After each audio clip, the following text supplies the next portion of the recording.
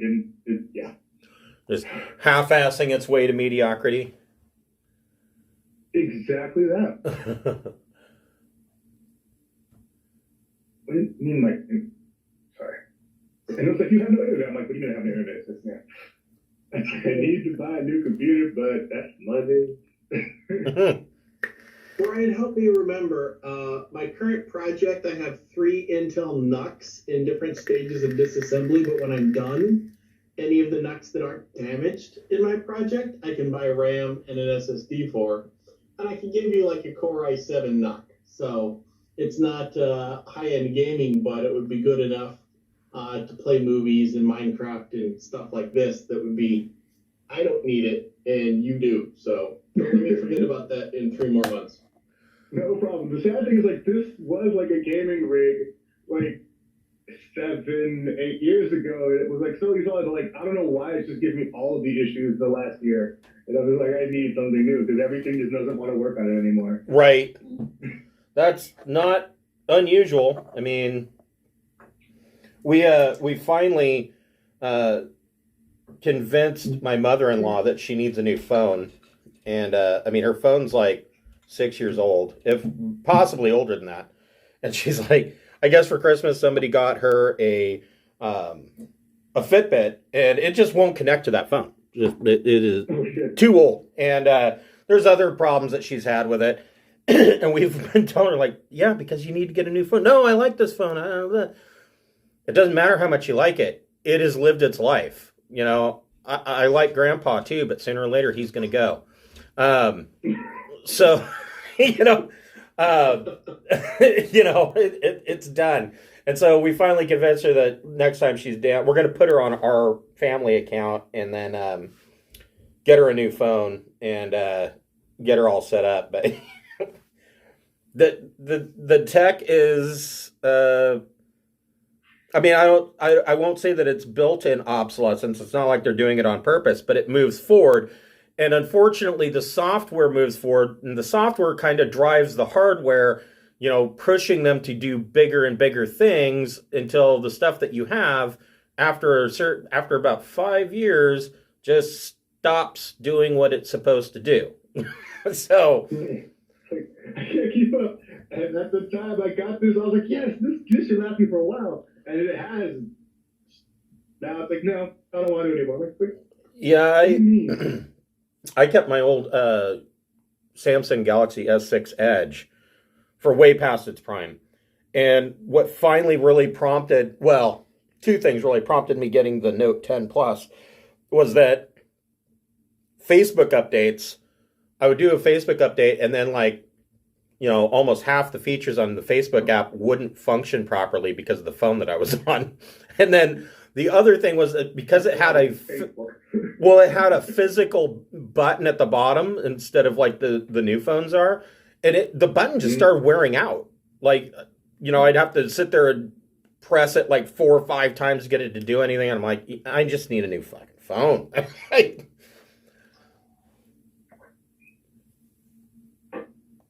All right. So, welcome to Storm King's Thunder. We will be picking up where we left off last week. The party is traveling to Amphail. I will center that on the map. And from Amphail, they will be traveling to Waterdeep. But before we get started, I'd like to thank the friends of the Greenwater Guildhall. If you are watching on Twitch, scroll down. You should see some tiles there. If you don't see the tiles, click on my profile image, and they should pop up. The first on the list is the Dogmight Games. Dogmight Games makes beautiful wooden accessories for your tabletop role-playing games, such as player pads, dice rolling trays, dice towers, dice vaults, DM screens. They have a plethora of options. They're all completely customizable. If you order something that's customized, it usually takes about 6 to 8 weeks to ship. If you want something faster than that, they usually have a lot of things currently in stock, and those ship within 1 to 2 business days of purchase order. If you are thinking of purchasing from Dogmight Games, you can have a 10% discount on us. At your checkout, you can put in the code FRIEND in all capital letters, and that will grant you 10% discount on anything on their site. Next on the list is Speechless Bard. She makes beautiful leathered accessories for your tabletop, such as covers for your core rule books. She has a full line of dice bracelets that are leather bracelets with dice-shaped cutouts on them that can be customized with multiple colors or metallics, things like that. She has a dice rolling tray that is a leather mat that when you roll it up, it looks like a spell scroll. All of the work is customizable, and she does all of the work by hand. She's an absolutely amazing artist. If you are going to order, especially if it's a gift idea, you may want to give yourself a little bit of extra time. She's over in the UK, so it can take a little bit of time to cross the pond and make it through customs here in the US. If you are a Magic the Gathering or collectible card player, and you are in Eastern Washington or Eastern Oregon, you should check out it's not necessarily a new shop, but they have recently moved, and my adopted nephew took over the operation. He is now the owner of the store. They are Tolarian tabletops. You can find them at TolarianTabletops.com. They have a ton of cards for sale. They do, I believe they also buy, sell, trade cards. They have in-store game events. Absolutely wonderful store. If you have a question about if they have a card in stock or if they are currently purchasing cards, you can call and ask for Kyle at 541-303-5744. And Tolarian Tabletops is located at 1055 South Highway 395, Suite 202 in Hermiston, Oregon. If you're a fan of our Traveler game, you can check out our website. That website is via Obsidian Portal, and if you click on that tile, it should take you directly to the site. The adventure log is done in a manner of Traveler News Service news articles. It doesn't necessarily just deal directly with the players, but it deals with the Trojan Reach region as a whole. The events may or may not directly or indirectly affect the players in some manner. But yeah, if you enjoy it, please give us a fan like, give us that thumbs up, and we hope you enjoy. So where we left off last week, you had more or less taken over the Bartrite Inn and left it to Shalvis to manage while you are gone. And Weeben kind of rose up the ranks a little bit with the Black Network, the Zentarim. And I believe you're what? You're the rank Wolf now? Yeah. Like a boss. Yeah. Yeah. It's like a Cub Scout rank, isn't it? Right. Yeah. He gets another badge to add to his vest. My flying snake get a vest too. Yeah. Oh, that's right. You got a flying snake. That's right. Yeah. So it'll be left up to him if he gets the tattoo as well. How big does that tattoo have to be? I'm not a very big person to begin with. Well, I mean, it doesn't have to be huge. It's a Mike Tyson face tattoo. Yes. Usually, anywhere from the left breast size to, a couple inches to a sleeve on the arm.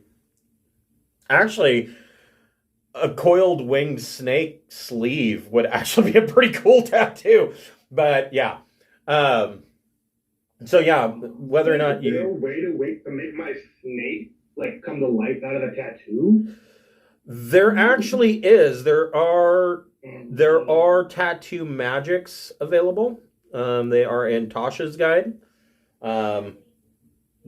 I don't know if there's one that can. I don't know why you wouldn't be able to make a tattoo that would be like summon familiar or something like that. That'd be kind of cool. I don't know. I might have. You guys think that the next person above the guy who died in the Zentrum will want to know about it? Like, did one of the snakes go tell somebody, by the way, Eben's in charge of this thing now? More than likely, that's already happened. Oh, okay. Never mind. You know, because of course the higher ups in the Black Network are going to want to know the change of command structure and what has gone on. Not that anybody's really going to get in trouble for something like this. This kind of thing is not that unheard of in the Black Network. So, you know, business as usual, more or less. Assassination and murder is usually a well-known way of advancement in this company. Right. So you have continued on to Amphail. Zi Liang had sent you to Amphail. She is the beneficiary of a considerable inheritance from her parents. And she had given you guys, she had given, I believe, Scaly? Yes. Gave you a black pearl and told you to go to Amphail. Oh, wait. No, I'm sorry. It wasn't Zi Liang. Zi Liang told you to go to Waterdeep and trade the black pearl for a reward. But Maris Zelbrin, so on the way to Waterdeep, Maris Zelbrin, the hairy wolfman who had worked in the circus, told you to stop in Amphail and give his regards to Arliosa Starhenge. She owns a local tavern called the Staghorn Flagon.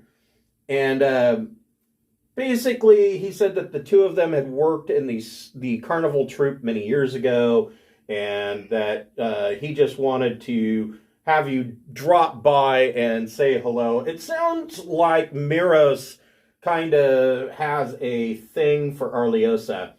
You know, he just said, if you're going to be going to Waterdeep anyways, why don't you stop in and give her my regards? And, you know, see if she swipes right. So, you head to Amphail. And I have to look at this because, to be real honest, there's not much going on in Amphail, and I don't remember much about it.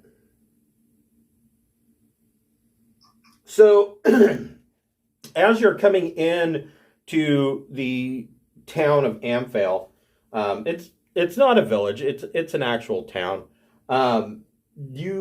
The countryside around, probably about 2 miles out from town, as you're coming in, you start to see farmsteads.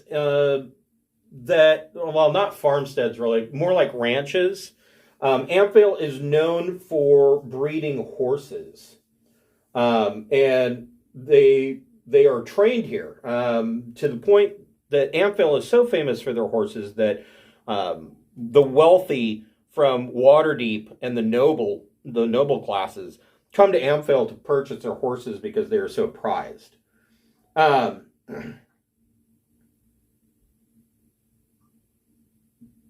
The trees in the area, you notice, are spruce and duskwoods. You know, slight variation difference from what you're used to in some of the larger forests. And as you come in to town, you see that in the corner of the town square, there is a large black stone statue of a horse with a brass plaque at the bottom that reads "The Great Shalarn." And it is the statue of a famous war stallion that was bred in Amphail years ago. Everybody make a perception check.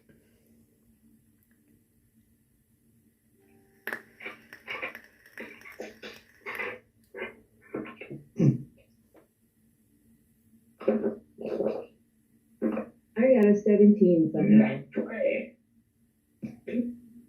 Steve is looking at all the windows and nothing else. He's window shopping. 21. Okay. 28. Okay. 20. I'm all good. Everything else could have sucked. Yeah, Steve rolled a 2 with a 2. Ooh, look at the clouds. So Scaly, Zinc, Clitaris, and Weeben, you all notice, and you all kind of chuckle to yourselves. Some local prankster has gelded the statue of the large black stallion warhorse. And not just the Frankfurter, but the beans as well. I mean, they went all out.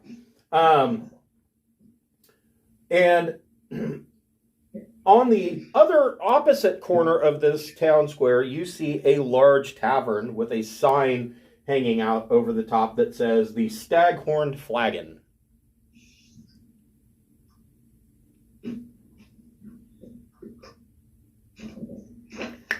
Shall we? I think that's where Steve needs to go, is the Staghorn Flagon. Okay. Oh, that's right. Miros He was doesn't even see where he's supposed to go, but he knows he's supposed to go there. Miros was Steve's guy. Does it look like the statue was neutered recently? No. The other thing that you guys notice, aside from the statue being gelded, is that you see that children are standing around throwing small rocks and dirt clods at birds that try to land on the statue, and they're all giggling and laughing. And there are town constables walking around militia, and they don't care. So evidently this is perfectly normal. This is like playtime activity for the children of the town to throw rocks at birds that try to land and poop on the statue. So you guys, the Staghorn Flagon is actually a 2-story affair. They have rooms upstairs for rent, and then the tap room is in the entire bottom portion of the flagon.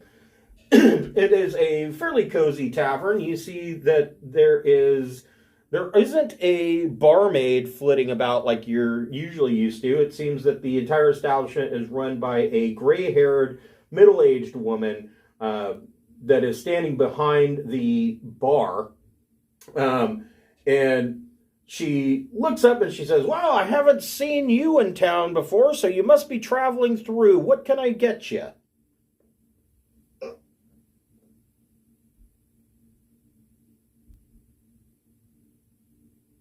I will have milk. Odd request, but okay. She goes in the back, and she actually goes down into the cellar and comes up with a metal canister of cold milk. I must be specious because I would have assumed that lizards were lactose intolerant. Well, we're about to find out, aren't we?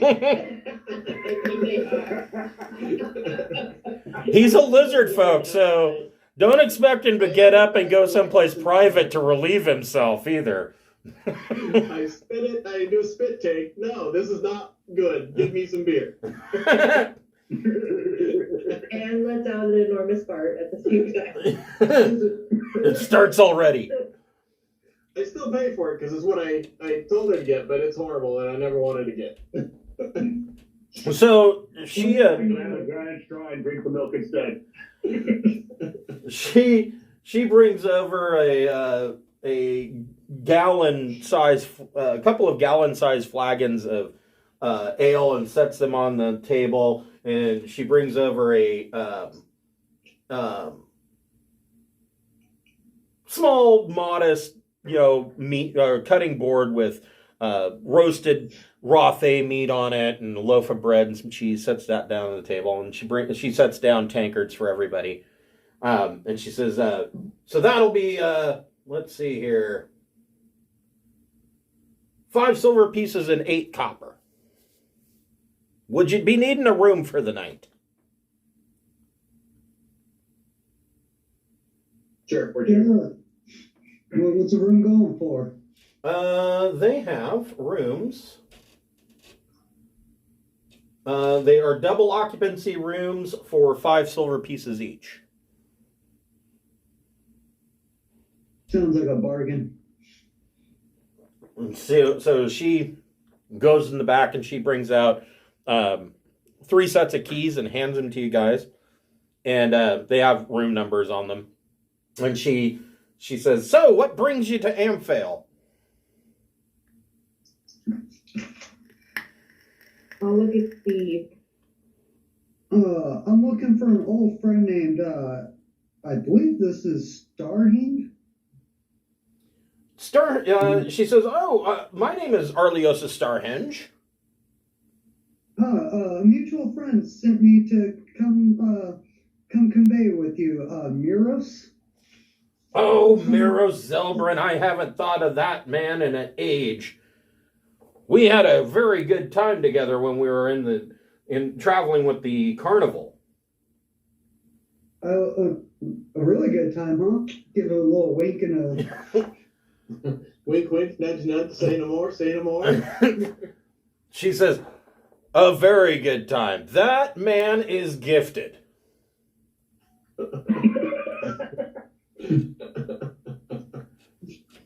You trapeze again? She chuckles. She goes, "Oh, I have stories, but I'm not going to get into those." She says, "So what is Miros up to these days?" Getting in and out of trouble. You know good old Miros. She says, "Oh, yeah, I haven't seen him in a dragon's age. I would love to go see him, but I've got the tavern here to look after." She says, That's probably good. His town needs to be rebuilt a little. I give it a year or two. She says, "Oh no, what happened?" And you know the average dragons or not dragons, orcs, goblins. You know the main riffraff of the area. They're always causing problems. She says, "Oh yes, I've heard about that. There's been numerous attacks caused by giants throughout the area. Luckily, nothing has happened here in Amphail yet, but I worry that things are going to escalate." She says, "Hold on a moment." And she goes back behind the bar, and you see her open a small lockbox, and she pulls out a ring, and she comes back over. And she says, "If you're a friend of Miros's, that means you're a friend of mine, and I would like you to have this." And she presses into your palm this ring. It is a fairly simple ring. It is a small golden ring. There's no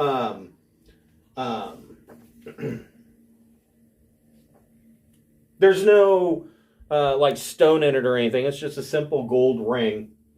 It looks to you like it's probably worth about 75 gold pieces. She says, "Should you need anything, put this ring on and whisper the name Keltar Dardragon into the ring, and he will appear. It was given to me by Keltar himself quite an age ago. For a halfling, he was quite gifted as well. I used to think that little man had a third leg." She says, "Just go ahead and whisper his name into this ring, and he can help you." All these gifted people she runs across, I'm wondering if she's gifted. I'm mighty obliged. In answer to your question, she says, "Well, as a matter of fact, the reason why I was in the carnival is because, you see, I was born in a wild magic zone, and I can cast alter shape on myself 3 times per day." That's handy. I was wondering why she was in there. So yeah, you have this ring, and apparently if you whisper Keltar Dardragon to the ring while wearing it, Keltar will appear, and she says assist you. You're not sure what this... You what? Does he have any specialties? She says, well, I couldn't really tell you. I never found the need to use the ring myself, which is why I'm giving it to you. But because you're a friend, and if Keltar can help you, then I certainly don't need any help, unless he can help clean up around this tavern. Thank you. And I slipped the ring into my pocket. Okay. Should we find out if he can help? We could ask him to clean the tavern right now. Mm-hmm. You could. Whisper into the ring, do it. They'll go ahead and whisper into the ring just to see what the guy does. Okay. For more production. You see, like, coming out of the ring, this vaporous blue smoke comes out of the ring, and it turns into a ghostly image of a halfling 5 feet in front of you. And the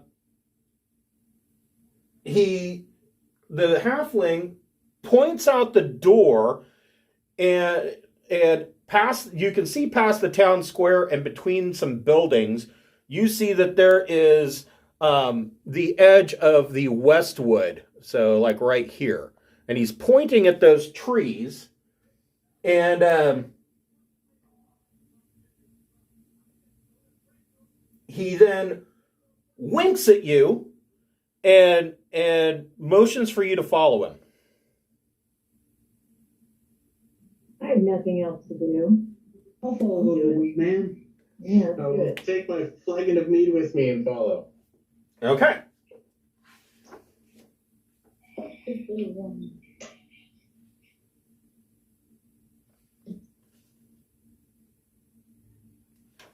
On here. As we're walking, I'll pack a little bowl into my little wooden pack.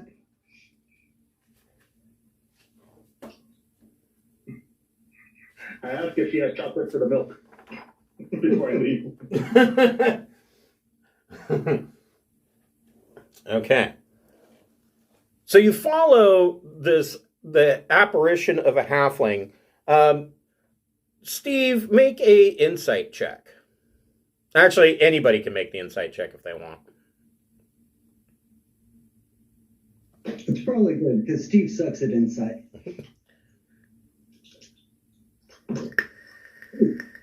Yeah, 20, total of 20. Yes. So Steve and Scaly get the distinct impression that Keltar Dardragon, the halfling, is actually no longer with you. This apparition is the last ghostly remains of Keltar. He is no longer of this earth. The other thing that Steve, you gain the insight into, that the ring is no longer magical. So this was a one-time thing. But you follow, I mean, it's still worth 75 gold, but you follow this apparition to the edge of the wood, and the whole time the apparition waits for you to catch up and kind of waves you on, and then keeps shuffling off towards the edge of the wood. And he gets to the edge of this forest, and he points through the forest, and then looks at you, winks and waves, and the apparition disappears. I see dead people. I kind of feel like this is the beginning of Deliverance. Except the halfling didn't have a banjo. So are you going to continue on into the forest? Can I use any of my ranger stuff? Because I swear I picked the forest as like my habitat or whatever, a natural explorer. I have to make wisdom checks related to traveling into it. Is it like magic or something? It's just a normal forest, right? Yeah, it's just a normal forest. Go ahead and make a survival check or whatever you want to do. Okay, I'm just gonna roll like shit. Is that okay? Yeah. Can I give her the help with survival check? Yeah. Okay. Still not that early. Like 12. Yeah. Oh well. So you see in the edge of the forest, you can see that there is a very old game trail that looks like it's partially overgrown. That leads into the forest, the direction that the apparition had pointed. All right, so we can cut away the overgrowth and then be able to make our way back, which is good. Yes. So, let's do it. Before we go in, does anyone need dark vision? It's midday. I thought that you said it was evening. Yeah, no, it's midday. The sun is the canopy of the westwood at this close to the edge is enough to really blot out the sun. Okay. Yeah, I thought that it was evening. So the treetop line is pretty dense. The deeper in you get, yeah. I was going to do a circle around just to get a bird's eye view, but it sounds like that might not be usable. Yeah, not from too far up, unless you want to flip from tree branch to tree branch, which is going to likely be as good as what you're doing now anyways, so. Like Wimbley Nimbly. Yeah. So you guys make your way into the edge of this forest, and after about 20 minutes of being on this game trail, you come to a clearing. You spot a crumbling tower atop a hill less than a quarter mile away.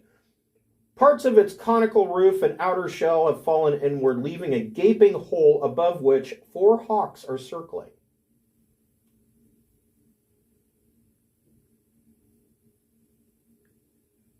Are you going to continue getting closer, or?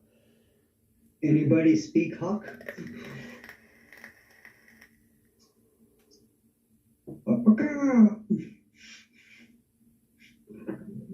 Technically, if the hawks speak common, I can use telepathy, but I doubt hawks speak common. Yeah. I do have beast sense, but I think that just lets me see what they see. That could be handy.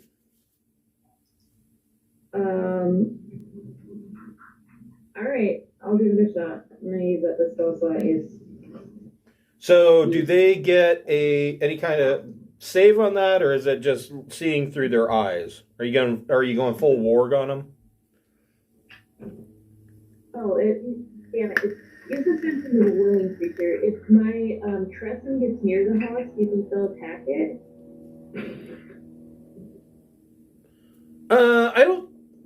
I don't think that the hawks are really going to care too much about it. So what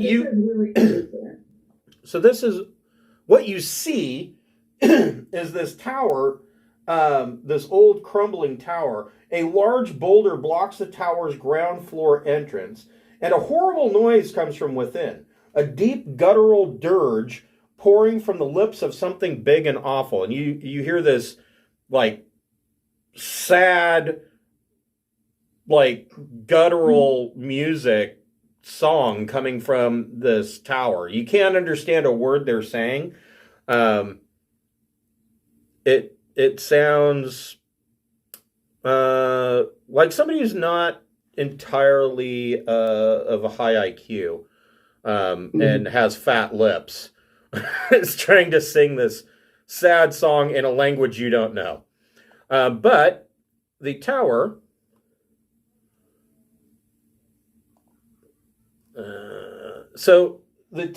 the roof is kind of, part of the roof is collapsed. Make a investigation check, Smokey.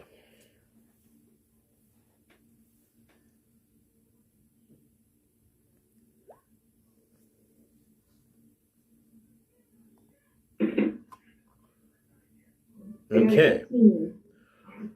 So you can't really tell what is in there, but it sounds like it's something big. All right, I will let the group know there's a big, sad, fat thing in there, in the boulder. Okay. So as you approach... Ooh, are we going to make another giant friend? Maybe. We can tame it, make it a mount. Oh. That would be cool.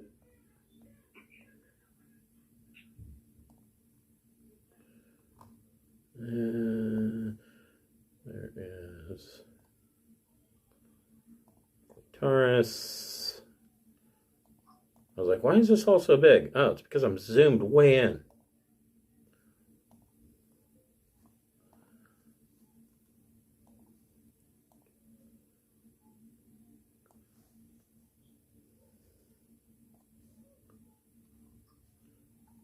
And Scaly.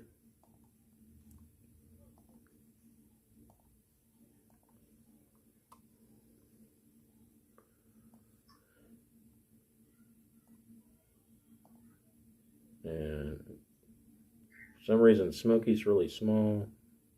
There we go.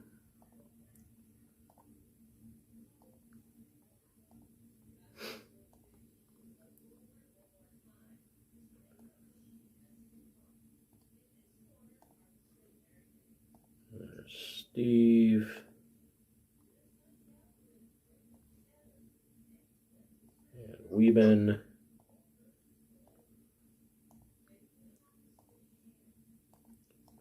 And Zinquinel.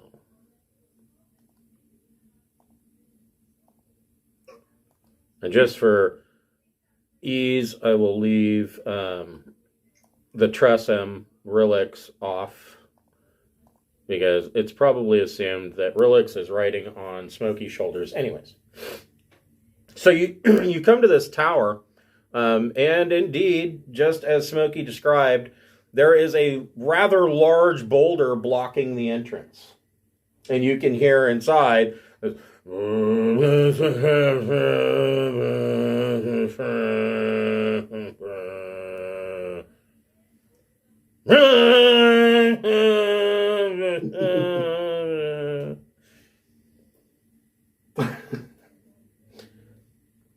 so, what would you guys like to do?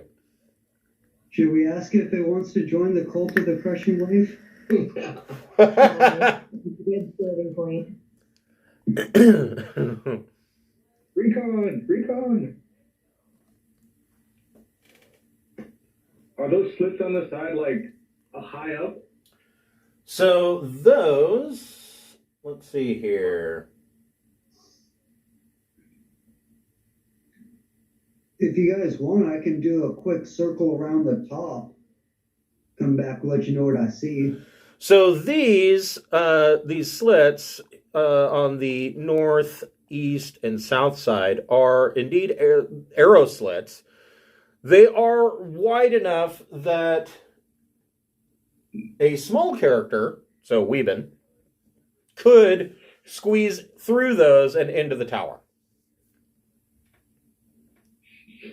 Weeben doesn't want to go off alone again. I don't want to get attacked by the black jello. I'm gonna continue. Can I continue to use the beast sense for having Rilix peek in there? I don't know if they want to go all the way in, but they could like look in with their tiny cat face. Sure. You could send Rilix into either fly up to the top or can look into one of the side arrow slits if you wanted. Oh, does it have a lid? I'll have them look in the arrow slit first. Okay. So Rilix flies around to the north side and lands and crawls in through the arrow slit. And this is what Rilix sees, or the layout that you can conjure up. This is the old tower. And sitting up on the edge of the second level is this hill giant that is kind of half-ass singing this terrible, sad dirge.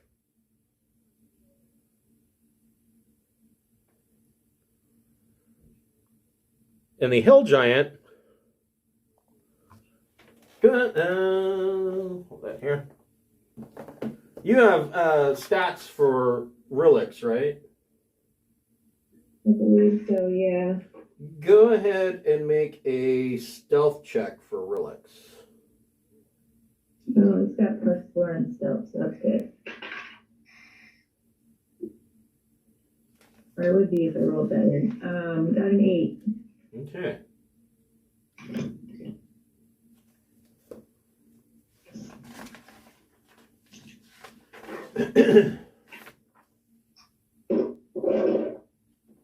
So, the hill giant sees Relix, and the cat, or Tressum, and you hear from inside, "Oh, cute kitty cat." And you hear, "Oh, cute kitty, meow, meow, come here, kitty, kitty." And you feel the ground shake. Something has landed on the lower level, and you know, outside dirt actually jumps up off of the boulder and lands on the ground. "Come here, kitty, kitty." Ooh, really? Please. Run away, buddy. So, Relix, go ahead and, well,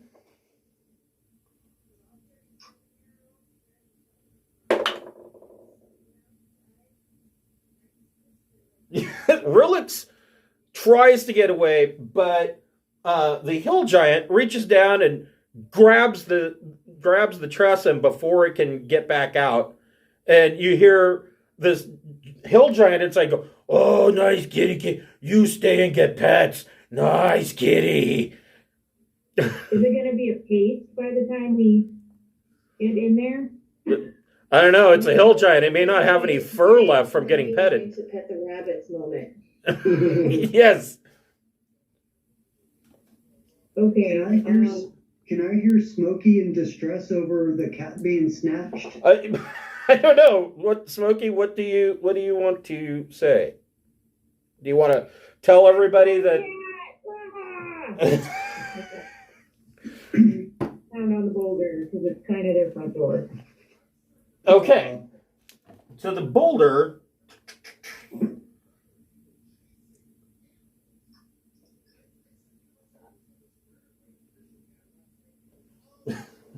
Hold on here.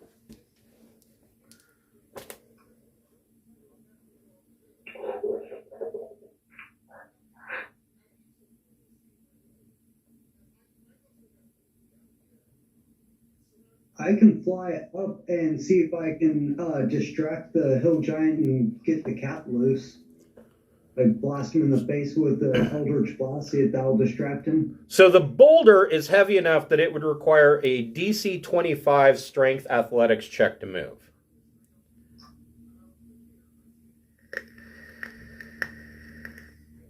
I only have a +3 modifier on my strength, so I don't have a way to do that. Athletics, you say? Can I attempt? Sure. Imagine somebody can give the help action, like a couple people try to roll the boulder. Yeah. 17 without any help. Nope. Who wants to try and help? I don't know. I can hit it with an Eldritch Blast and pull it 5 feet. I can get guidance. Stone shape, anybody? Nobody? What if all of us help? I got 18. No. Well, if Smokey's helping, then either Smokey or Clitaris can make the attempt with advantage. And guidance. I can only add 2, but Steve has the upper body strength of a wet noodle. He can, 23? So close. So is that plus my 2? No, that would be 25. okay, so Clitaris is able to move the boulder. Hold on just a moment Thank here. you.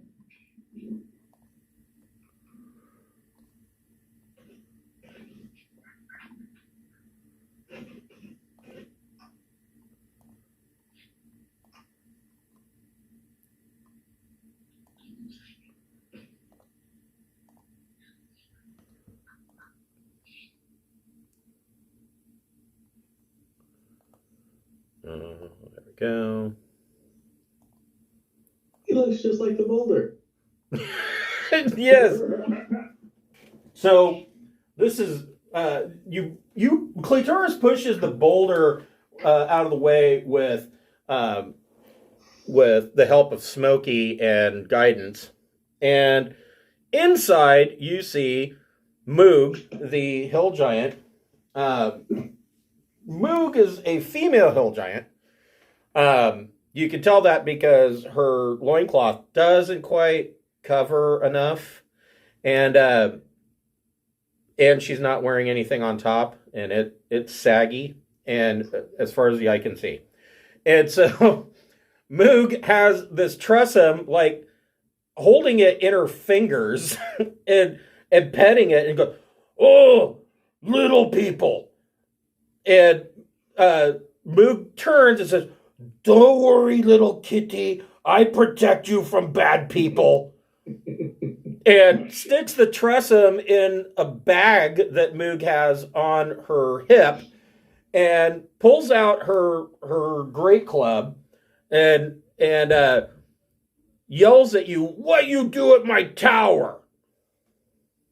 I want my cat back. "Not your cat, Moog, fine cat." Well, Luke's smelly and dumb, so there. I say we put the cat on the ground and see who it goes to. That's a better thing to say.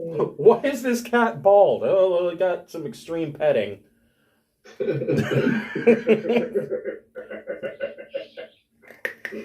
is this cat bald? It's expensive, okay?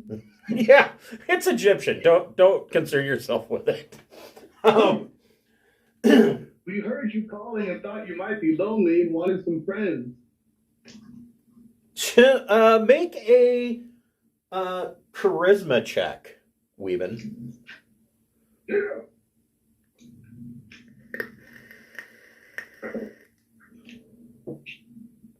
$19. So Moog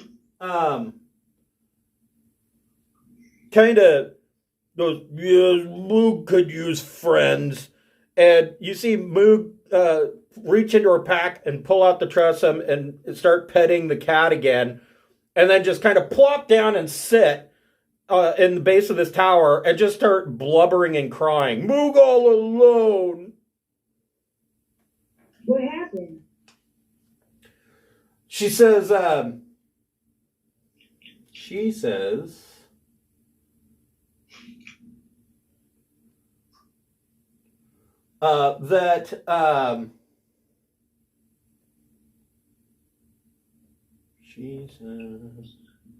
"Chief Guh took my husband. Now Moog all alone, We've heard about this. and Chief Guh has husband, and I couldn't get him back, and she pushed me out of the tribe. Now I live all alone in this crappy tower." We've heard of Guh. He sounds really mean. She's terrible. She says, "If you be friends, you could help get my husband back."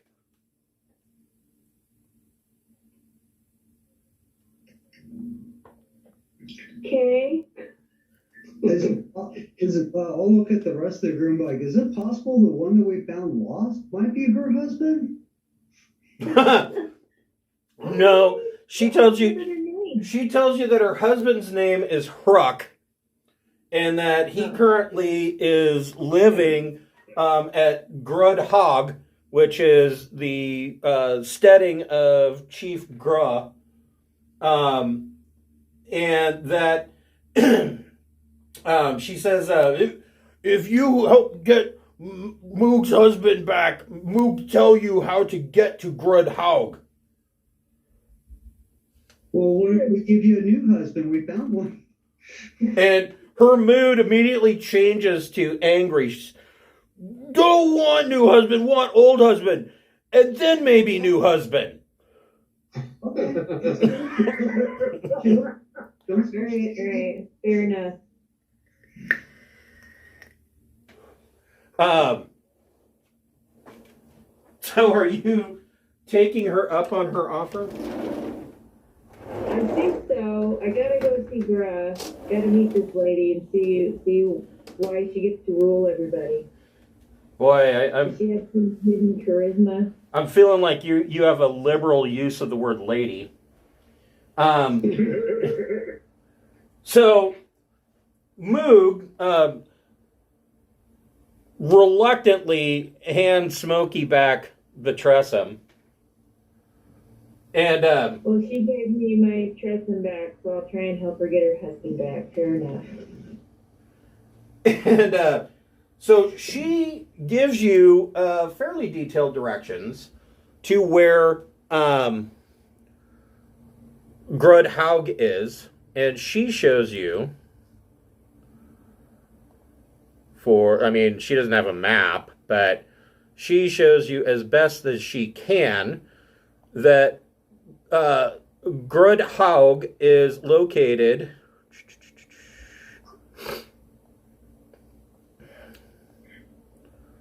Hold on here. There it is. Grudhaug is located in the Somber Hills.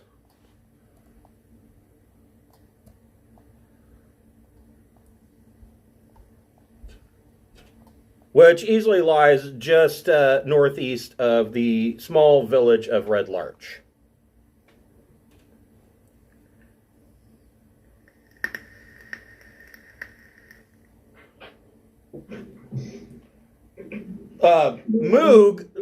Moog tells you that hold on here. Oh, probably help if I showed you the map, huh? There we go. So it is right in this area, just northeast of, you determine what she's describing would be in the northeasterly direction from the village of Red Larch. Moog tells you, she says, when you end Chief Gut, you bring Hruck back to tower and reunite Moog with Hruck. And then after that, we discuss maybe new husband. Hopefully, Why won't Moog come with us to help us and Moog tells you that, she just outright says, Chief God too powerful for Moog. Moog have no chance. Do we at our current level then? I mean, if it's all of us plus Moog, I thought it would be a better chance. She says, don't know, but little folk maybe sneak in and be able to do things that Moog can't. You can certainly try. Who speaks the truth? Isn't that like 3 days back the way we just came? Pretty much, yeah. I mean, you're going to be you've got other quests that will be ending up going in that direction anyways. You could theoretically postpone, the march on Grudhaug until after you've finished stuff in Daggerford. Because you're going to be heading back towards Golden Fields anyways. Oh, I'm sorry. Grudhaug is on the map. So I was wrong. It's actually just southeast of Red Larch. It is right there. So it wasn't a whole lot of distance that the first two idiots attacked Golden Fields but got lost and couldn't find their way home. It might be her fault that the giants are hurling boulders randomly. Yeah, could be. I bet the goblins that got launched off of the ogres' backs probably knew how to get back.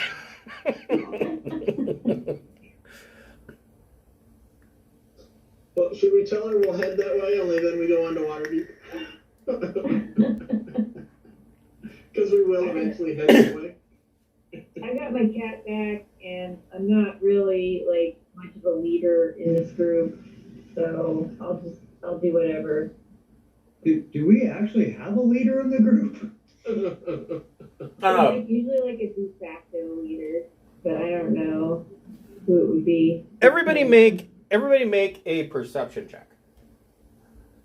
I perceive someone else as the leader. Well, 19. 12? Zinquinhall. 20. Yeah. What Do I about get to be in charge? Weeben? Is that what we're really for? 15. So, what did Steve get? Ow. Steve got a What you said 12. perception? Yes. 21. Okay. And what about Clitaris? 12. Okay. A lot of 12s going around. So, Zinquinhall and Weeben, you see that in the rubble under Moog's fat ass, you can see that there is. So when Moog sat down, some of the rock, she weighs so much that the rocks shifted. And underneath where she's sitting, you see that there is an opening under the floorboards of the base of this tower. And in that opening, you spot what looks like a chest under Moog's butt.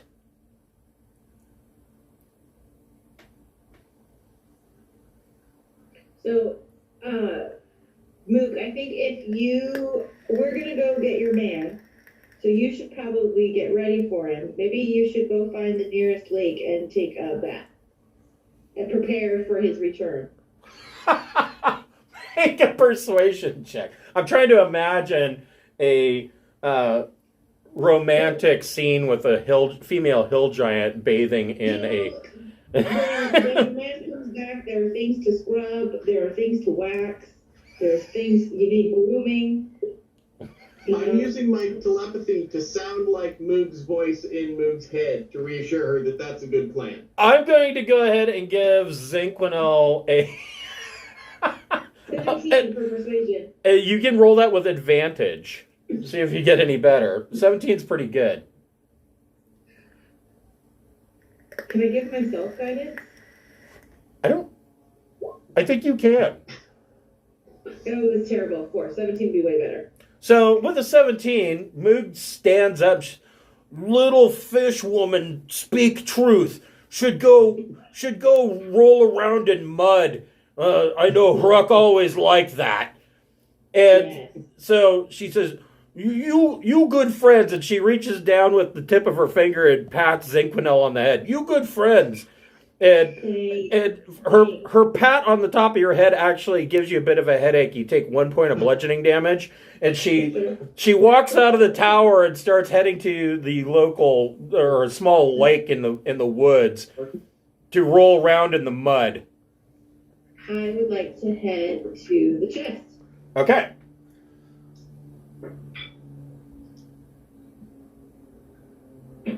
Do you want assistance with said chest since I'm the thievery of the group? I just want what's inside because So you clear away some of the masonry, and underneath you find a locked chest. It is locked, but it is in poor condition. So you can pick it. I just want dibs, as long as it's not poison. Absolutely. Yeah, I'll do that. I So got you. with your expertise, you can make a dexterity check plus double your proficiency. Everybody has cool stuff. I just want something cool. Alrighty. So dexterity with double proficiency. Alrighty. Ooh, that was crazy rolling, but that is 25. Oh yeah, easily you pick the lock on this chest and you open it up. The first thing that you see is there is a bed of 300 silver pieces. Okay, everybody can share that. I just want something cool. We got flying snakes, we got pets, we got all kinds of stuff. I want something cool. Do you want But to everybody can have the money. You want to divide the silver now, or do you want me to put it in the party kitty? I'm fine either way. Zinquinol, the first thing that you find, let's see, you're a cleric, right? I am a Okay. Twilight Cleric. Let me get cider real quick. Okay. Hold on For here. ease, I just put in the party kitty. We can divide cash anytime pretty easily. Nice. I may or may not have pocketed 10 silver when I opened it. Of course. That's the toll. Hold on here.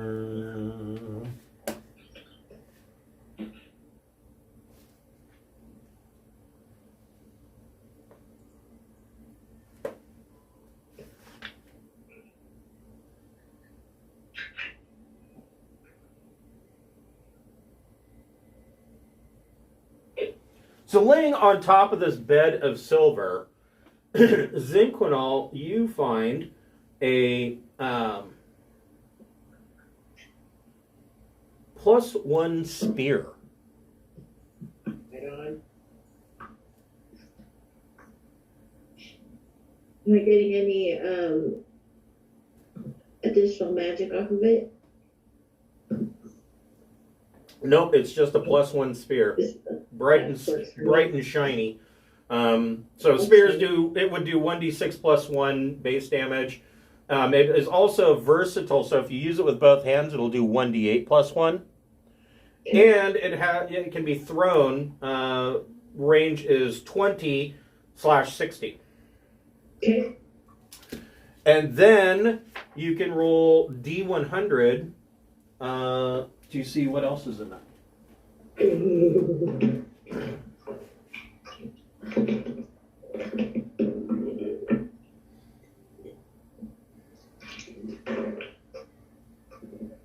63.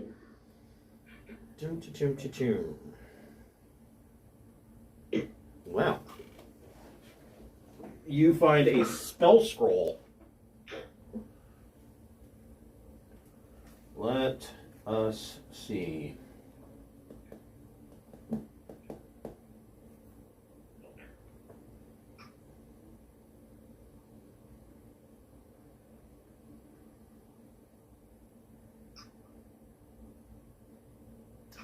You find a 3rd level spell scroll of Major Image. So that requires, it's a wizard or... Wizard or sorcerer. Wizard or sorcerer. So, Steve, you're a sorcerer, right? Correct. It's all yours. No. So you said scroll a major image? Correct.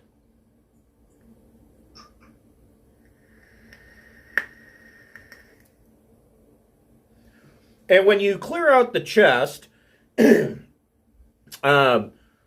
apparition of Keltar appears again, and Keltar silently looks like he's clapping, and then winks at you, waves, and disappears again. Cool. So let's see here. So that means that everybody got 48 silver pieces, but Weeben got 58.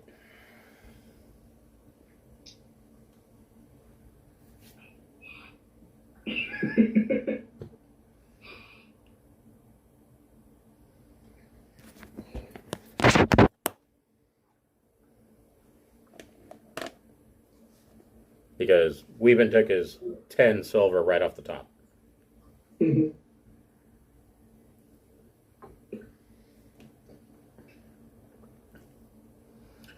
So you pack up your findings and head back out of the forest, get back to the Staghorn Flagon and Amphail and stay the night. Amphail seems fairly quiet. Nothing strange happens in the middle of the night. There's no attacks on the town. It seems like a pretty quaint little town. fairly well-to-do. You know, the next morning, several people are coming in for their morning breakfast at the tavern before the day starts. All of these people are fairly well off. Like, evidently breeding horses for nobility has paid them rather well. So another... We even have to do a perception check to see if anybody's got something worth pickpocketing. Oh, most definitely. Go ahead and make a sleight of hand check. All right, sleight of hand is 26. Yeah. All right, you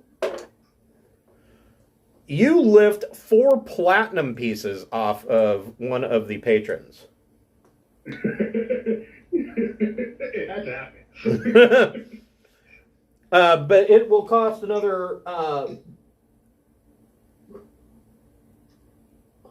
8 silver pieces and 8 copper, or I'm sorry, 5 silver pieces and 8 copper pieces for your breakfast before you head out and head towards Waterdeep.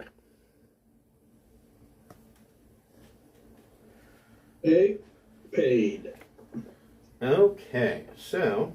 I'll flip them a solid gold, a little extra. Okay. For hospitality. Yeah, she really appreciates that. And she said, well, be careful on your journey. And you head out of and leave Amphail.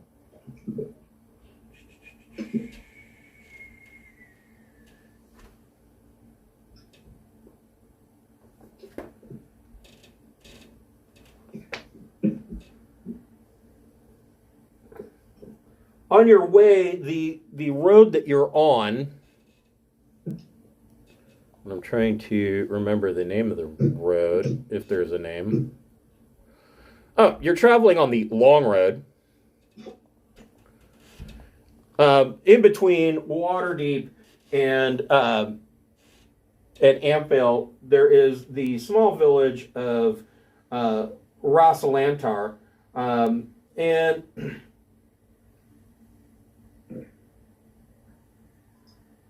the only inn in the village of Rosalantar is the Sleeping Dragon. And whoever wants to can make a history check.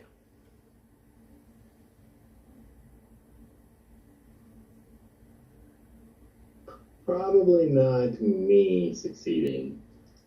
Nat 20 for a 21.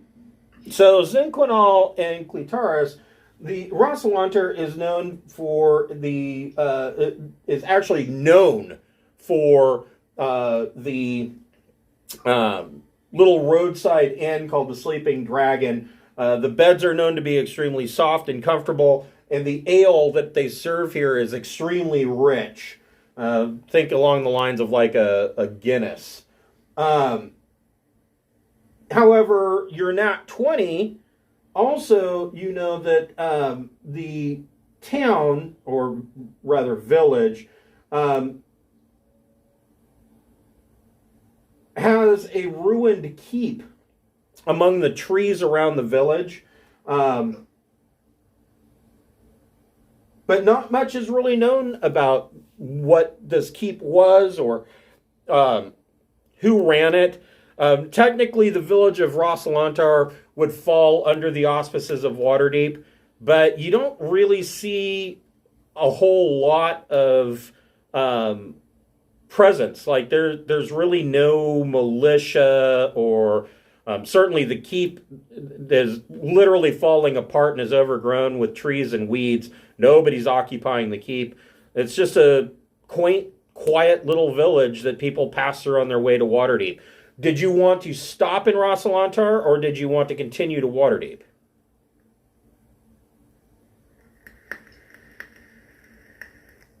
Seems like they're close to the party leader. Ruins sound cool. You what now? But I sort of, even though I'm sure it's a terrible idea, I sort of want to poke around the ruins. Okay. Me too.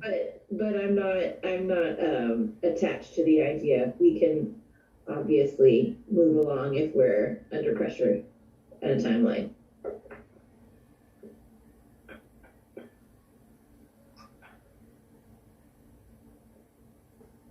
I'm totally cool with the idea of poking around ruins. So you come to this keep, and most of the keep, the stones have been taken to build other buildings in the village. Even the timber of the floorboards has been ripped up and reclaimed for other purposes. But you find that there is a small stairwell that leads down into literally the dungeon of this keep. And everybody make an investigation check.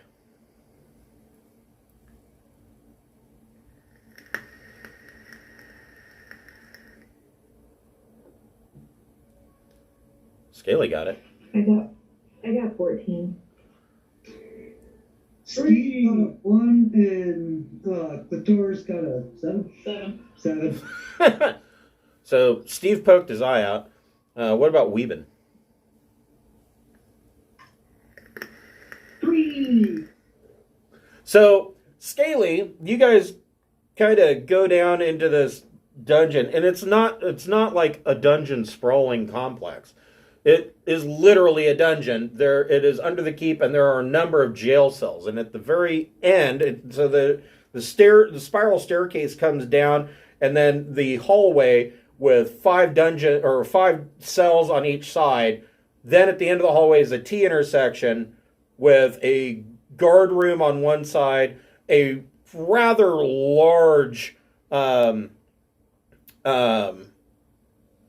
cell on the other side. In the large cell, you find on the floor that there is a permanent teleportation circle etched into the floor of this large cell. Into the unknown. Isn't that a Wicked song? Like, it's got to be either a Wicked or Disney or something. We just jump through. I am Moana. Actually, that would fit for me. Being aquatic. Shall we all jump in together? Is there any indication of where it goes at all? Any sort of... I don't know. Well, I mean, somebody would have to have the teleportation spell to really use a permanent teleportation circle. You have to have a teleportation spell. It's like being in Star Trek and having a transporter pad that's not hooked up to a power source. I mean... Okay, so we need to make mental note that this is here, and if and when one of us gets the spell, or if we meet somebody that has it, then we need to come back, right? I think, if I'm curious. Or is like the teleportation circle a hula hoop, and I can just sling it over my shoulder? No, it's permanently etched into the floor of this cell. So, who wants to make an Arcana check to copy down the symbols of this? I can do that. Yeah, I got an at 20. Okay, so For some reason, I'm good at it. so So she brings out her weird scanner. yeah. Smokey lays down a roll of butcher paper and makes a chalk etching of this teleportation circle. And so you guys have a copy of the symbols for this teleportation circle. What that means is that if somebody gets the teleportation or rather teleportation circle spell, you can reference this as a point that you're traveling to. I don't know if you remember in the previous campaign, Tyranny of Dragons, there were a number of teleportation points that you could get. One of which led you to the hunting lodge way up in the Grey Peak Mountains. So this is pretty much the same kind of thing.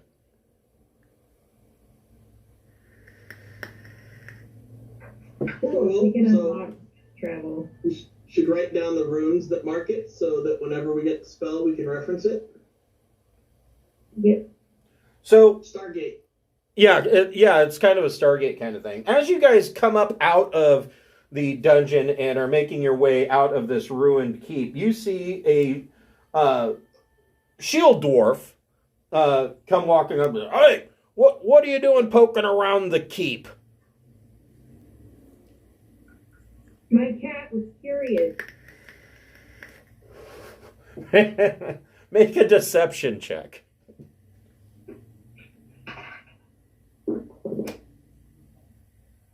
4.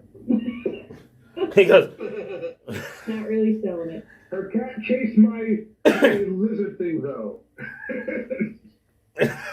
he says, that seems like a likely story. There's nothing to be had at the old keep. Why don't you come back to my inn, the Sleepy Dragon, and I'll buy you a round of drinks. And with Weeben saying that, the dwarf kind of side-eyes Weeben. Weeben, make a perception check. Okay. No, where'd you go, Dice? Well, the dice bounced around crazily again, but I rolled a 23. Okay. I like when the dice are bouncing crazy and it's rolling well, so I'm going to let them bounce. So on the back of this dwarf's neck, just below the collar of his leather armor, you can see a tattoo of a black winged snake. Excellent. And so this dwarf introduces himself as Yondril Horn, and he is the proprietor of the Sleeping Dragon. He tells you, he goes, "Oh, you're not going to find any adventure in there. I'm an ex-adventurer myself. Trust me, there's nothing to be had in that old bag of bones in the woods." And he brings you in, and he serves you. He brings out 2 gallons of ale. This is really rich dark ale. Like it is. I guess maybe calling it an ale is the wrong word. It's a stout, and definitely has some dwarvish undertones in it. And he asks you. He says, "So, where would adventurers such as yourselves be heading off to?" Disney World. Shit, I actually don't Well, we know. were in insert name of city where Shalvis was. Golden Fields. We were in Goldenfield a bit ago. And I make direct eye contact with him when I say that. He says, "Oh, were you? I heard word from some travelers that came through the other day that Golden Fields was hit by a giant attack." Yeah, but they seem to have recovered well and are in good hands now. He says, "Oh, I see. He says, I heard that there was a change of management at the Barge Right Inn. You wouldn't know anything about that, would you?" Indeed. Says, "Well, it's probably best for that small village of Womford being rid of the Womford bat and all." He says, "Feel free to stay here for the night. Rooms are on the house." It's so nice. And so he puts you up for the night, and the Sleeping Dragon, the rumors that the Sleeping Dragon has really comfortable beds and really good ale and good food. He serves you everything's on the house, thanks to his connection with Weeben. The beds are super comfortable. Like, you would not have guessed that this was an inn owned by a dwarf. Usually an inn owned by a dwarf, you're lucky if they have a mattress. Usually it's just a stone slab. But the food's really good. The inn is super comfortable. And again, nothing really happens. This is just a pass-through little village. It's not really anything to write home about. Comfy, but might be good for retirees. But other than that, that's it.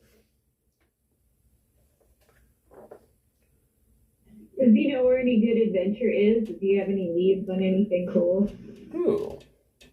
He says, I don't know. Let's see. He tells you that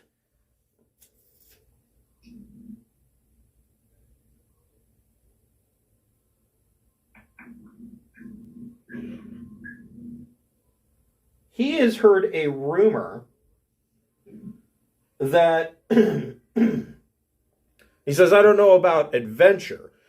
He says, if you're traveling to Waterdeep, I can give you a few recommendations. Right now, there is a turf war going on in Waterdeep between the Zhentarim and the Xanathar Guild. They're kind of at odds over who's going to rule certain areas of the city. So if you run into any random gang fights, you might want to steer clear. He says,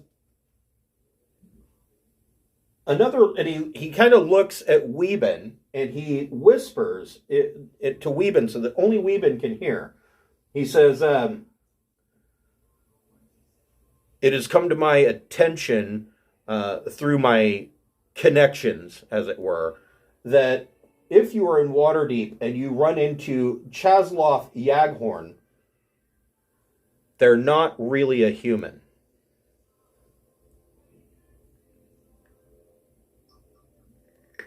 Good to know. Appreciate the information. Tossing us over piece for it. He winks at you and he says, pleasant journeys and have a safe trip.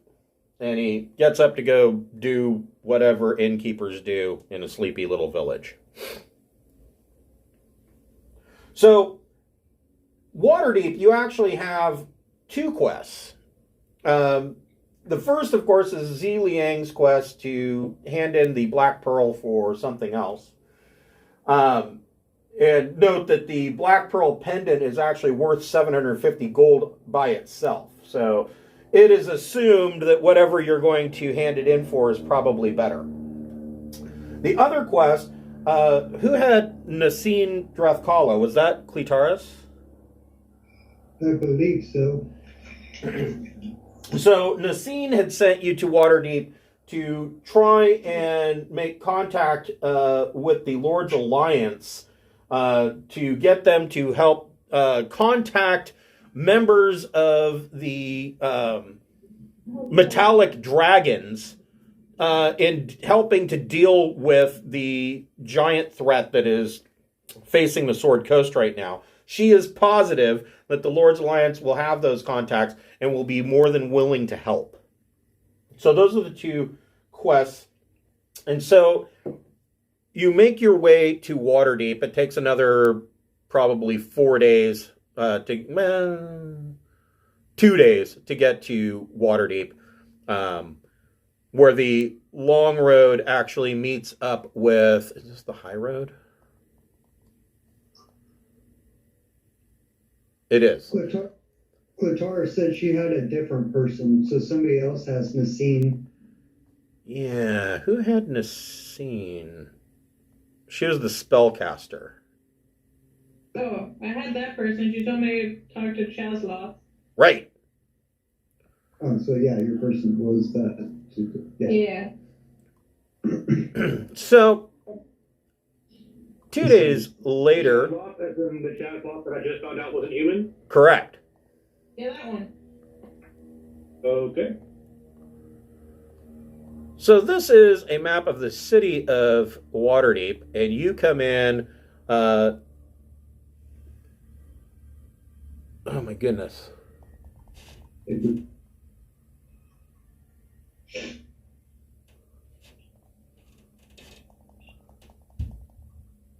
you come into Northgate.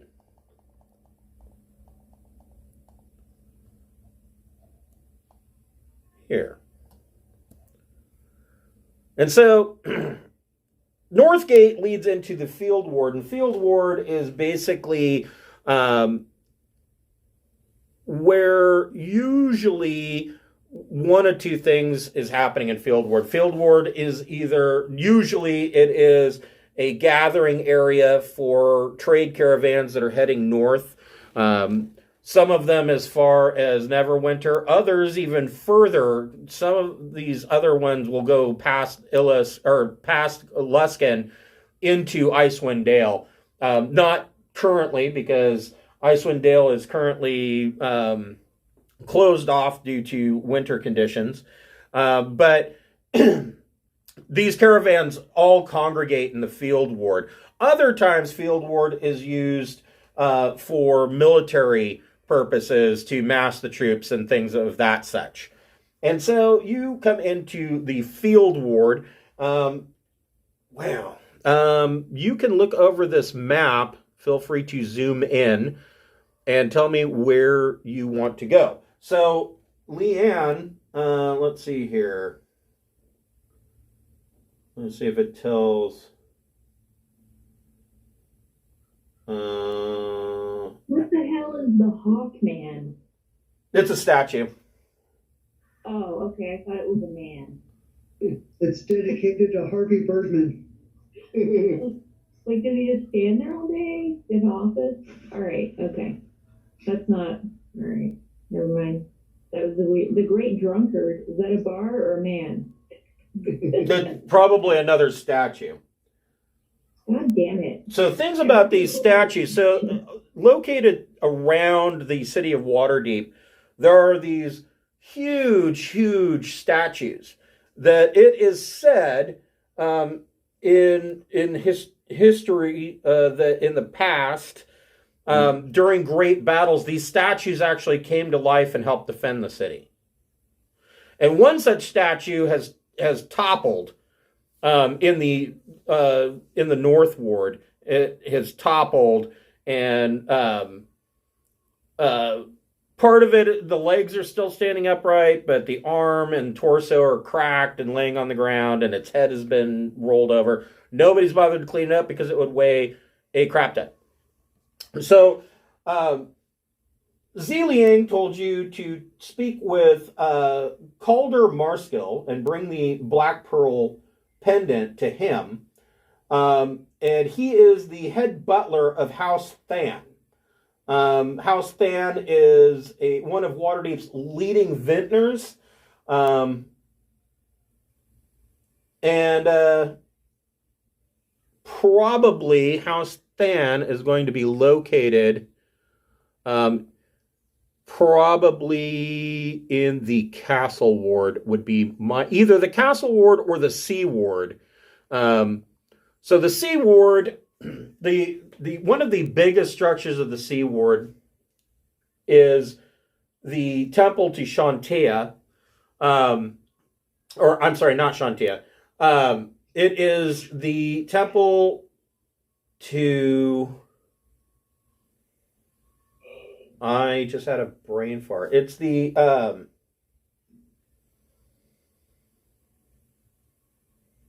temple most commonly, or the god most commonly worshipped by gnomes. It is a temple dedicated to tinkerers and gearwork, little automatons and things of that nature. And the Sea Ward itself is called the Sea Ward because it overlooks off the cliffs the sea and the bay out over the ocean. There are a lot of high-end shops, some high-end villas and whatnot, but most of the rich people are going to live in the Castle Ward. I see a place called House of Wonder. Yes. That's a cool name. Let's see. House of Wonder. At some point, I'd like to make a stop at the House of the Moon, since as a cleric, I serve Saloon. Yeah, Shrines of Nature might be cool too. The moon goddess. So as just if we get to the point where we're kind of wandering around town, Yeah. maybe we can do a dual stop at the House of Wonder and the House of the Moon. So the House of Wonder is the temple. I do believe. Let me That's lucky. double check that. It looks like there's shrines of nature for our ranger too. Steve needs to find a seedy guy behind a 7-Eleven to make a herb deal. That might be behind a tower of luck. That's my guess. So rather than sitting here going blind trying to read this tiny map, how about I just pull out the Waterdeep Enchiridion? I'm guessing Steve will get anything he needs at Troll Skull Alley. Probably. That sounds like a place where you get your hookers and blow. I thought Tower of Luck was a casino or something.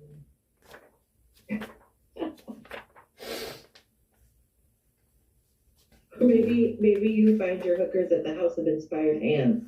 That's where you get your massages at 10 p.m. That's right. Is Temple of Duty like the place that runs as a massage parlor but really gives a happy ending? I don't know, that either the Temple of Beauty or the House of the Inspired Hands. You're right. ¿Por qué no los dos? It's true. So I'm sorry, the House of Wonder is actually, its full name is Mistra's House of Wonder. It is a temple dedicated to Mistra. Let's see here. I get the place to get the vibe. This place just has lots of massage parlors. You got Holy Hands House over there. You know, you got House of Inspired Hands. Yeah, what is the name of... What's Mistra? Mistra is the goddess of magic. She is the current controller of the weave. Oh, Steve might want to go in there as a sorcerer then, right? Or possibly. I want to go see Shrines of Nature whenever there's a spare minute. I gotta pay my respects to the Zentrum without getting caught up in the battles. Hold on here.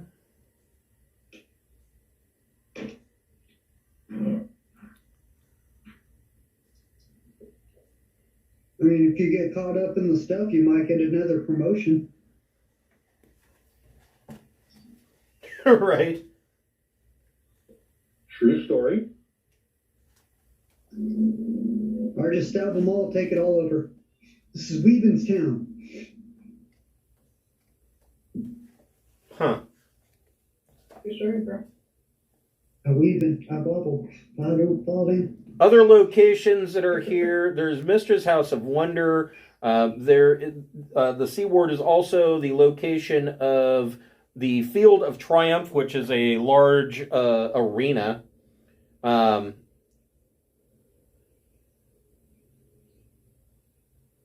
There is the Map House, which is the Guildhall for the Surveyors, Map, and Chart Makers Guild.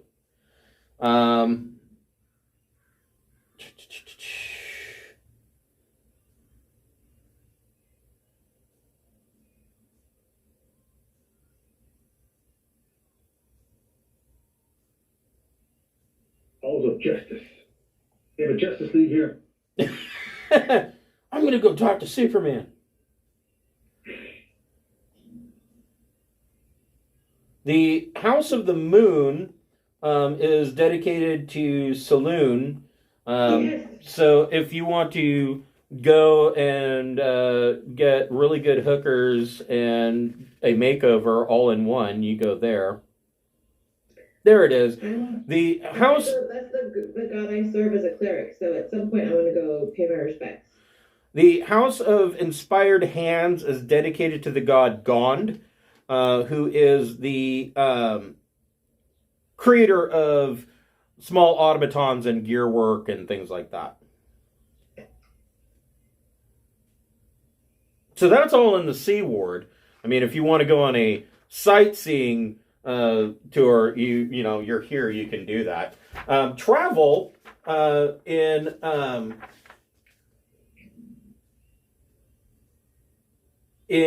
Waterdeep is generally carried out by they have like taxis, and so there are these large double decker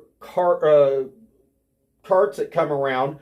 There are inside the bottom part you can sit. They're just like a double decker bus, and then on the back of it there's a small partially spiraled staircase that goes to outdoor seating up on the roof. And these travel around. It costs 5 copper to catch a ride to wherever you want to go. So, where would you like to go? Let's take the clearing to the. I want to go find Calder Marskill that I'm supposed to deliver the pearl to. Okay. So, the group travels down to the castle ward. Everybody can make and the cart delivers you right outside the market. Everybody can go ahead and make a investigation check, and tell me how much are you. If I'm assuming that you're going to be asking around, to where to find House Than, or Calder himself. Are you going to spend any money to grease some palms to see about where to find anything? I'll use 10 silver to gather information. Okay, so you can give yourself advantage on your investigation check. Steve rolled a soft 20 total. Nice. Okay. Mm-hmm. So Doris rolled a 10. Steve, the devil, gets line directions from where you are at the market to where House Than is. And it's not that far. So House Than is actually located here.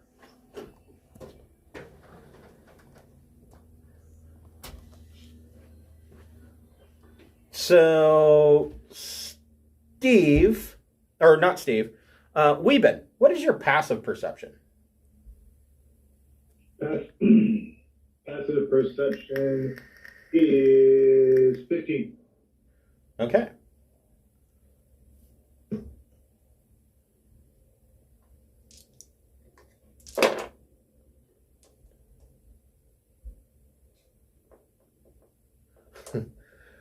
So you guys start heading down the road towards House Than, and just as you're getting up to the door, Weeben, you realize that your coin pouch is a little bit lighter. By the tune of 19 gold pieces lighter. Flying snake, do some recon. Find out who picked my pocket and make them pay. And tell me who. So the snake takes off and it's flying around. It's going to take it a little bit. But you come to House Than, and you knock on the door, and a young woman wearing the typical British black and white maid's outfit. She's a little plump. She's older. She says, "Yes, what can I do for you young people?"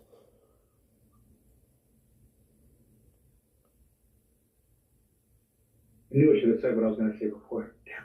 I was going to take We got a pearl thing. Well, it's Scaly's quest, so I don't know if he wants to take over here. We're looking for Calder. Oh, what business do you have with the head butler? I have a delivery to make to him personally. She says, "Oh, right. Well, please come in." And she leads you into this rather grand manor house. Think, Downton Abbey style house. And she brings you into what she refers to as a sitting room. The sitting room itself has like 1,000 square feet. And there's There's a grand piano in here, numerous bookshelves, a fireplace that Scaly could stand upright in with a big roaring fire going in it. This is winter, so the streets are not covered in snow, but there is snowpack along the edges. It's not warm by any means. And she goes off, and you wait probably about 20 minutes, and then coming into the room, you see a man in a collarless, almost like a frog button style tuxedo. And he comes in and he says, I am Calder. I am the head butler. He is an elderly man. He says, I don't remember ever meeting any of you. And he looks at Scaly and goes, especially that one. I would imagine you have not met me before, but I've been sent by Zelang. Oh, Zelang. Says, I seem to remember that the Z family and the Than family were allies. What can I do for you and Liang? She bid me deliver this to you, and I'll hold out the container. He opens it and he says, oh, my, yes. Hold on. I understand completely what this means. And he leaves the room, and It's good, because I've got no idea. he leaves the room, and after a few moments, he returns with two other butlers that are carrying a small, he comes back by himself, and he's got this small chest.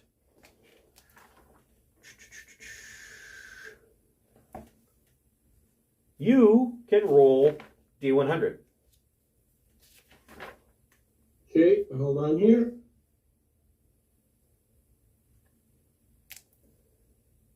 City 4.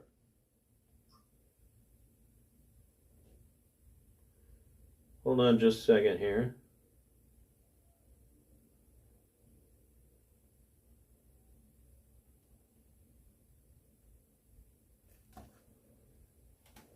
So I'm sorry, what'd you get? 64. So there are a number of things in this trunk. The first thing that you pull out is a potion of mind reading. Who else wants to? Mind reading? Yes. Okay. There are 5 more rolls. Who wants to make the next roll? I do. There you go. Do 100. 100 roll. What'd you get, Smokey?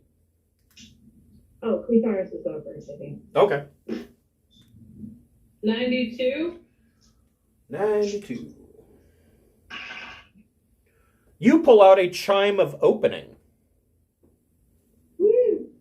So, to recap how that works, I think we all know the basics of it. We get to do without a rogue from now on. Okay. It's a hollow metal tube that measures about 1 foot long and weighs 1 pound. You can strike it as an action, pointing it at an object within 120 feet of you that can be opened, such as a door, lid, or lock. The chime issues a clear tone, and one lock or latch on the object opens unless the sound can't reach the object. If no locks or latches remain, the object itself opens. The chime can be used 10 times. After the 10th time, it cracks and becomes useless. So basically, you can use this to open 10 locks or doors or whatever. Can it be recharged? No. Can you use it to open a problematic yogurt container? Probably. I don't like the yogurt on the fingers. Or a stubborn pickle jar. Yes. So the potion of mind reading, when you drink this potion, you gain the effect of detect thought spell, DC save 13. The potion's dense purple liquid has an ovoid cloud of pink floating in it. That sounds hideous. Smokey, what'd you get? I rolled a 5. You pull out a potion of superior healing.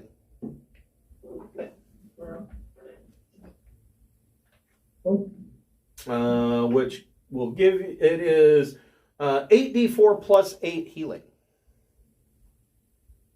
That's a lot of healing. Zinquinol, Wow. you want to make a roll? I do, but I was happy to go last since I got my spear the last time. So if someone else wants to go first, that's fine. I mean, like 50-50 on it. If you want to go, you can go. We'll just go down the line. If we're going down, I just meant like, is it 1 for 1, or is there going to be one short? Because if there's going to be one short, then I should go last. Oh no, there's 1 for 1. Okay. Oh. Oh wait, I wrote the wrong one. Okay. 15. Oh no, wait, sorry, 75. 75. How would it go from 15 to 75? Because it looked like I rolled the 10. The one looked like I a 10 10. it looked like 10 rather than a 7. Yeah. Well, figure out which one's better, then tell them which number you got. Yeah. Well, good luck with that. I like when you say You pull out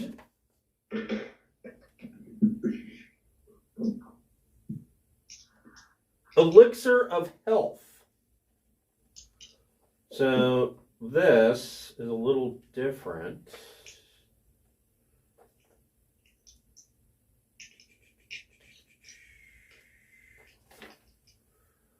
When you drink this potion, it cures any disease afflicting you, and it removes the blinded, deafened, paralyzed, and poisoned conditions. The clear red liquid has tiny bubbles of light in it. Steve the Devil, go ahead and make a roll. 15. You pull out a potion of superior healing. 8d4 plus 8. And Weeben, you can make a roll. 29. You pull out a potion of clairvoyance. Now, the clairvoyance spell is not quite as open-ended as you might believe. So when you drink this potion, you gain the effects of a clairvoyance spell. An eyeball bobs in this yellowish liquid, but vanishes when the potion is opened. So, clairvoyance, if you're not aware, it doesn't really give you insight into the future so much. The clairvoyance spell, you create an invisible sensor within range in a location familiar to you. A place you have visited or seen before, or in an obvious location that is unfamiliar to you, such as behind a door, around a corner, or in a grove of trees. The sensor remains in place for the duration. So, let's see, range on this is 1 mile. And it lasts up to 10 minutes as long as you're concentrating on it.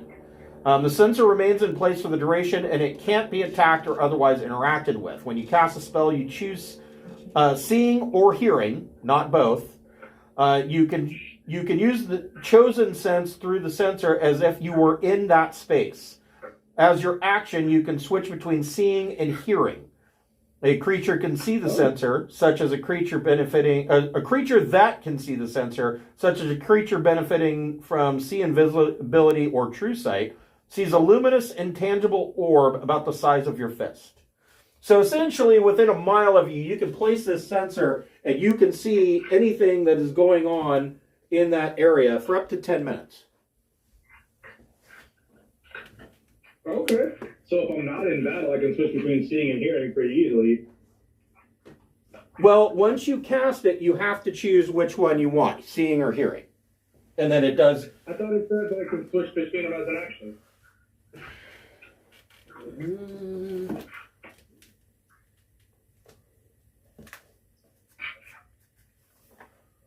Let me clarify that. Oh, That's what I heard you say. You said those words. what was the dice count on the superior? You're right. You were correct. As an action, you can switch between seeing and hearing.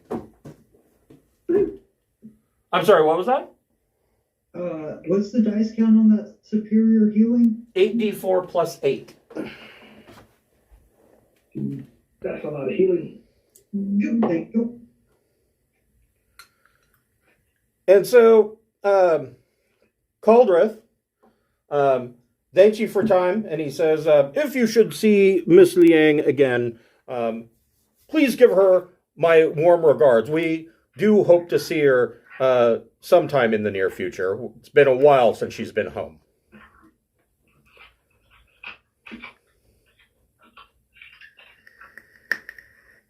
Is there any clue as to what non-human thing this guy is? No. Well, you haven't met him yet. Oh. Okay. This is Kaldar. You're looking for Chosleth. So, Okay. if you are to meet with the Lord's Alliance, let me zoom out here. See if I can even find it. So the weird thing about the castle ward is that, yes, there is a castle here, but it is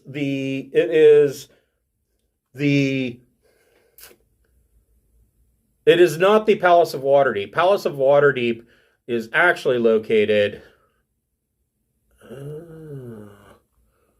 Where is it? So Castle Waterdeep is just to the south of the Castle Ward, kind of in between the Trade Ward and the Castle Ward.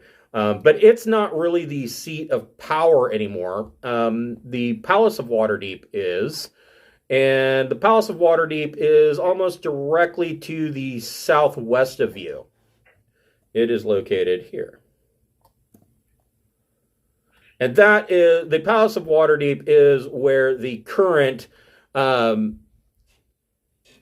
seat of government for Waterdeep is located. That's where the masked lords all meet. That's where the day-to-day governance of Waterdeep goes on. Castle Waterdeep is inhabited, but that's more of a residence as opposed to a seat of government. So kind of like Parliament versus the Palace in England? Correct. I think they chose strange names for these two large buildings, but yeah. Well, I want to go to the Shrines of Nature first because I bet after we ask for help, they'll want to, if they agree with us, they'll probably be marching off in that direction and expecting us to go right away with them. So, are you heading towards the palace then? Is that? I want to go to Shrines of Nature, but if the group goes one way, I'm not going to split the party up for that. Okay. I mean, if you gotta do a task before we get to a fight or something, I mean, if this is gonna be something quick, I'm cool with it. So we split the party. Shrines of Nature, let's go. So yeah, who wants to go with Clitaris for Nasine Drathkala's quest to try and talk to Chazloth? I'll go. Steve will follow. Okay. Well, at that point, I feel like we're gonna split the party, so now we have to go. Okay. And then who wants to go with Smokey to the House of Nature? Steve will go. Oh. Wait, what? What about Zinquinel? If we can go to the House of Nature and then the the Shrines of Nature and then the House of the Moon, I'm going with Smokey. Okay. Okay, well, then, yeah, all right, let's do it. Let's do it. This is where we die. Steve's plan is to just fly back and forth really fast. Bring your cat. Yeah, the cat will save us, or bring word of our death to the rest of the party. Either way. let's see here. What ward is the House of Nature in? The C ward. It's in the C ward. Did my dragon come back to me yet? So, Smokey and Zinquinol, it costs you another 4 copper pieces to hop on a taxi and head back up to the C ward. Cheap.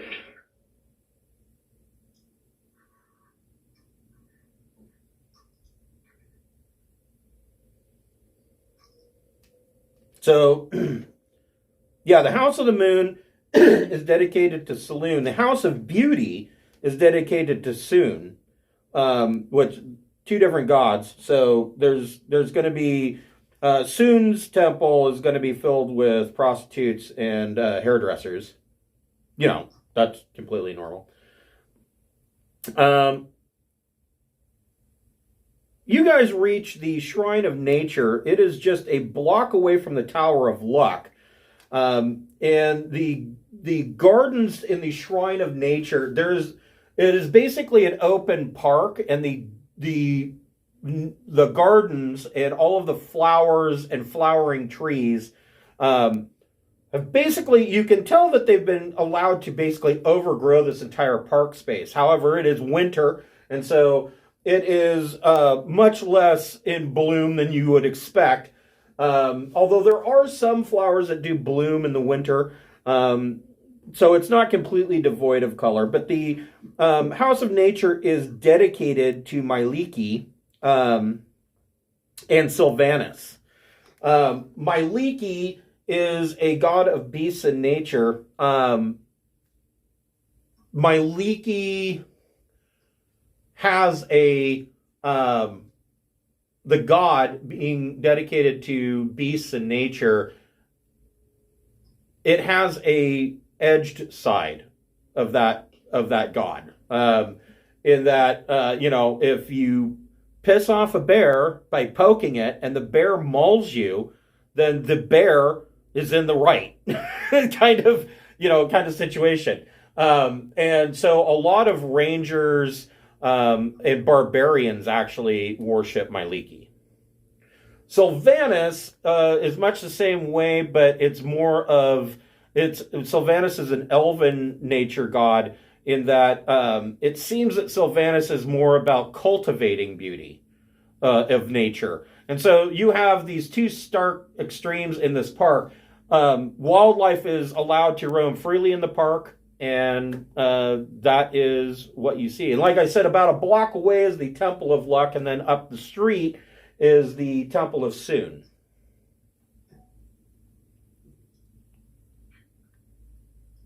Okay, I guess I'll do a little prayer, and we can go off to the House of Moon. Okay, you do a little prayer. Hold on here.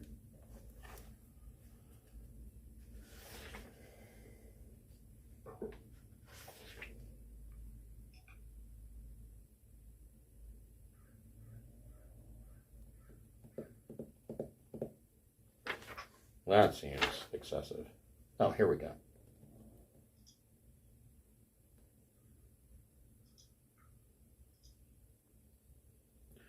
Your little prayer to Myliki, the god grants you a charm. You gain the charm of feather falling. It works as if you were wearing a ring of feather falling, and these benefits will last for 10 days, after which the charm vanishes from you. Awesome.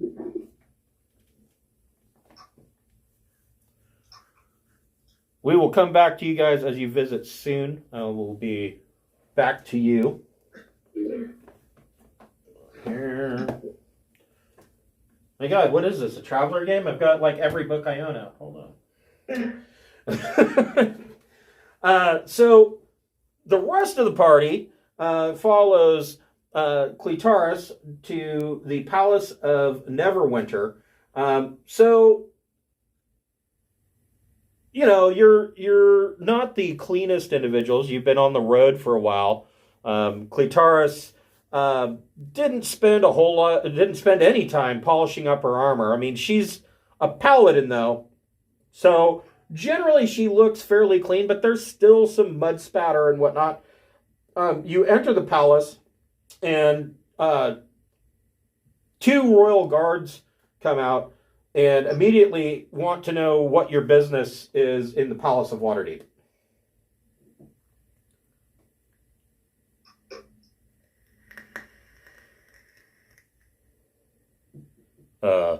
Clitaris? I'm here to speak to Chaz. Oh yeah, Chaz, hold on. So they tell you Chazloth is currently busy with palace affairs. He doesn't offer to take a message to him, nothing. They just cross their spears and are like, yeah, he's busy. I come with news from, what's her name? Nasine? Yeah, that chick. They go ahead and make a persuasion check.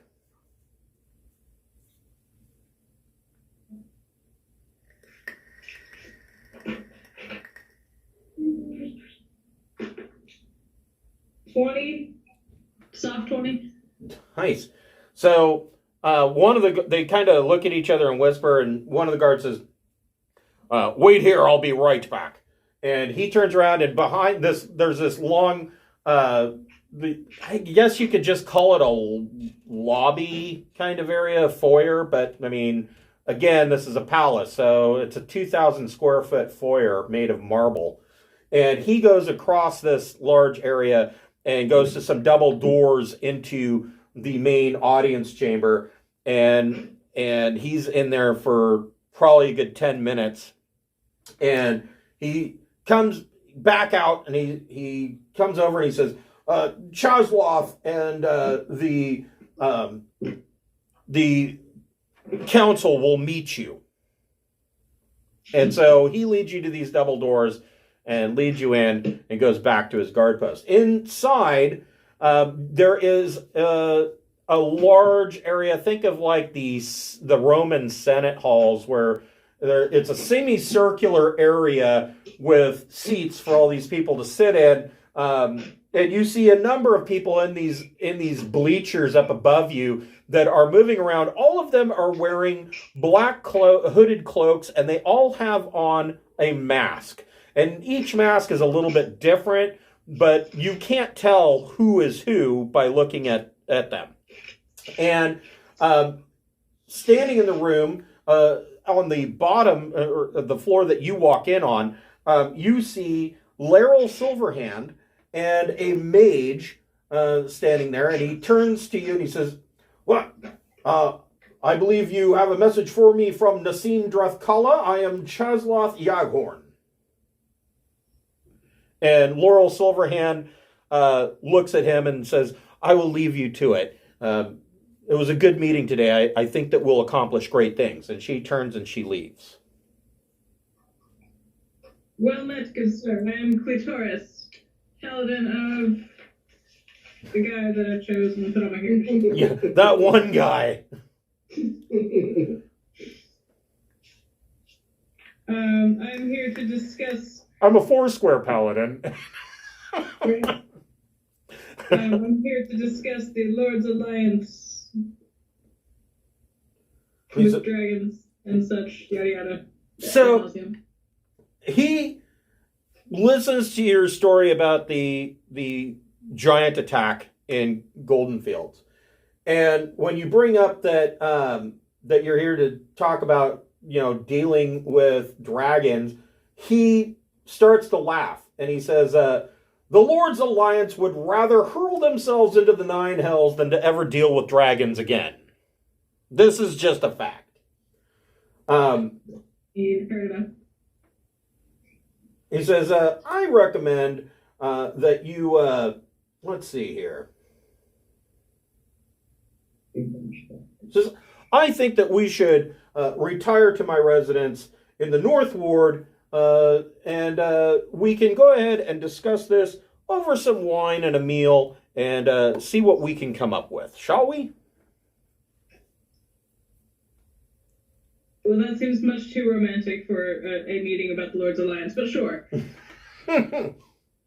And so he leads you. He has a carriage that pulls up, a private carriage, and they take you to the North Ward, where he has a tall stone house, and on one corner is a wizard's tower built into the house. As you enter into the house, you can hear something fairly large. It sounds almost like a dog, because you get that sense that something with claws is running towards the door because the owner is home, and it's sliding across the hardwood floors. You can't get traction. And around the corner comes a silver dragon wormling that comes over and says, "Oh, thank God you're home. Thank God you're home." And he says, "Oh, calm down, Izoral. Just go back up to the tower and play with the cats. I'm tired of playing with the cats. They keep running away from me, although that is kind of fun. Yes, go terrorize the cats." Okay. And this silver dragon wormling half runs and half flies up the stairs. And you see a cat at the top of the stairs, and the cat hisses and then jumps and runs away. And you see the silver dragon chase it up the stairs. That's adorable. Pretty much throughout your entire visit here, the racket upstairs in the tower of the silver dragon wormling chasing the cats around is constant.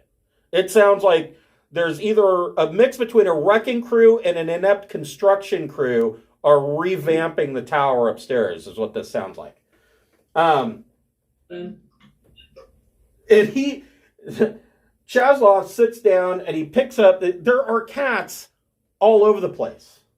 Like, just on this floor alone, you've counted 10 cats. They sit on bookshelves, they're in the kitchen, they're sleeping on velvet-covered cushions, and you know clearly there are more cats upstairs in the tower.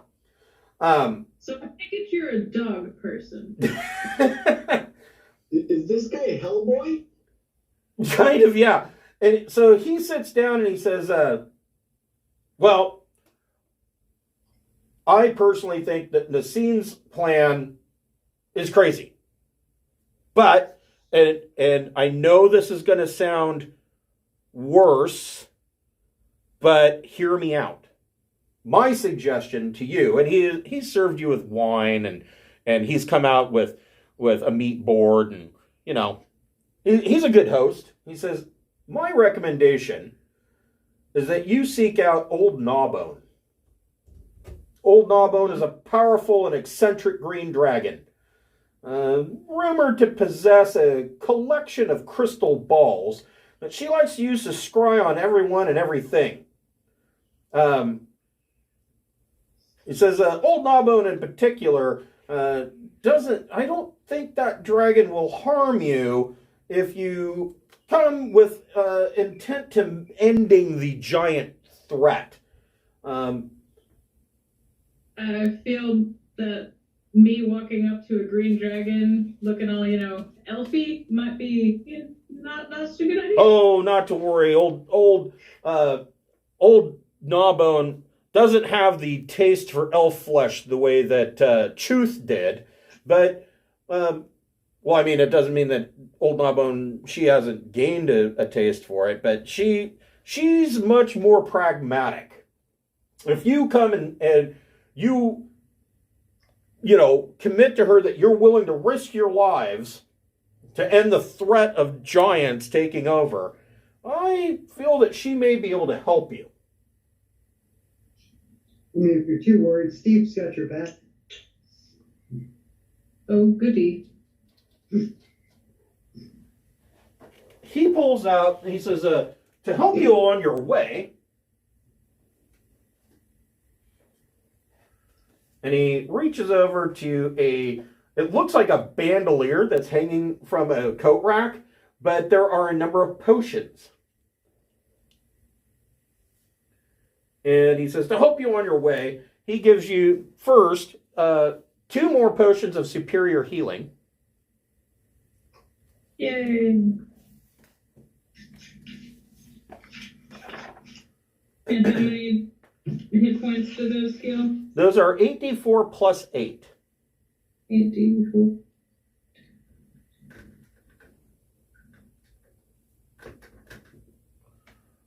Well, Piper, just open the door. My cat's clawing at the door like she can't get out. All she has to do is like nudge it and it'll open. The other potion he gives he gives Cleitaris a potion of flying. Potion of flying. When you drink this potion, you gain a flying speed equal to your walking speed for 1 hour, and you can hover. If you're in the air when the potion wears off, you fall, unless you have some other means of staying aloft. This potion is clear liquid, floats at the top of its container, and has a cloudy white impurities drifting in it. Tasty.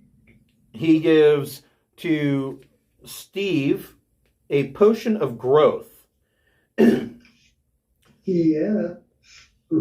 Protein and whey in a potion. When you drink this potion, you gain the enlarge effect of an enlarge reduce spell for 1d4 hours. No concentration required. The red in the potion's liquid continuously expands from a tiny bead to color the clear liquid around it and then contracts. Shaking the bottle fails to interrupt the process. How many hours? 1d4. Hours. I can be a big devil now.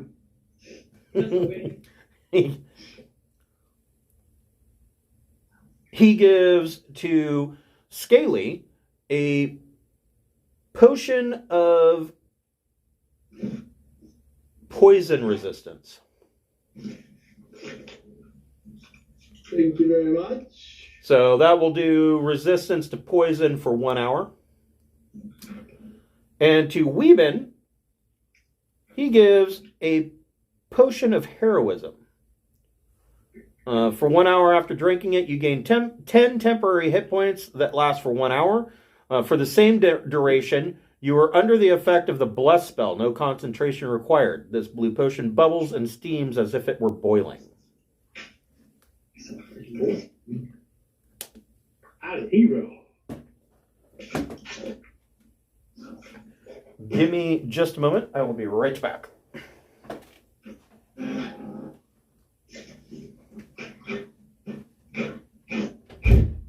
I should go get more cider. Maybe I should just move my keg in here. Kinda. Do you have a keg of cider?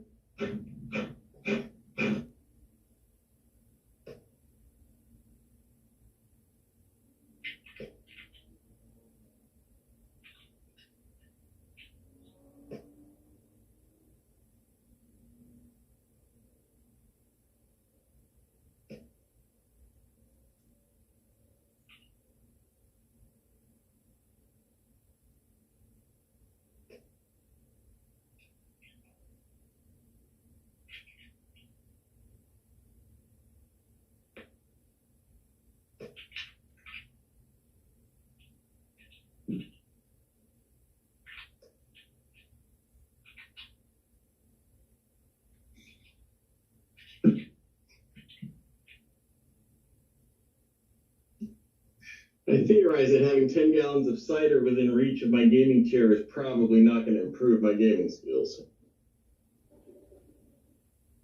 I mean, gaming versus role playing, that's the question here. It'll improve your role playing skills because they're going to have a whole lot more fun. Or lose track of a whole lot more of the plot. What are you talking about?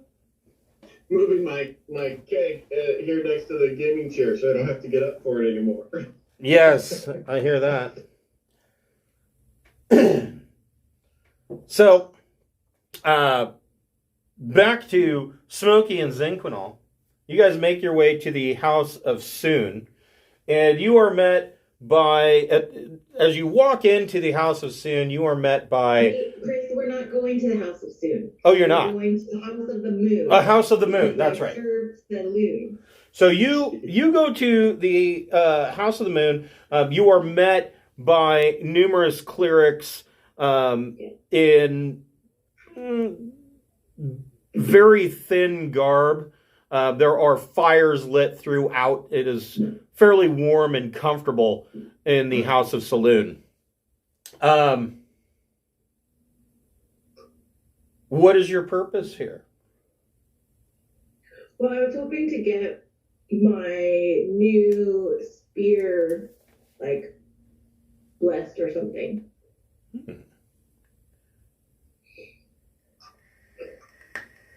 Okay. Because I've been kind of hoping that hiding in a chest would be a moonblade, but then I looked it up and I don't have the intelligence to wield a moonblade, so I'm hoping that I'm not smart enough for that weapon. Something equally cool could be put on my new spear. Let's see. That does not involve a swarm of bugs. Everybody scoffs at the swarm of bugs. I will admit that is a pretty disgusting staff. Let's see here.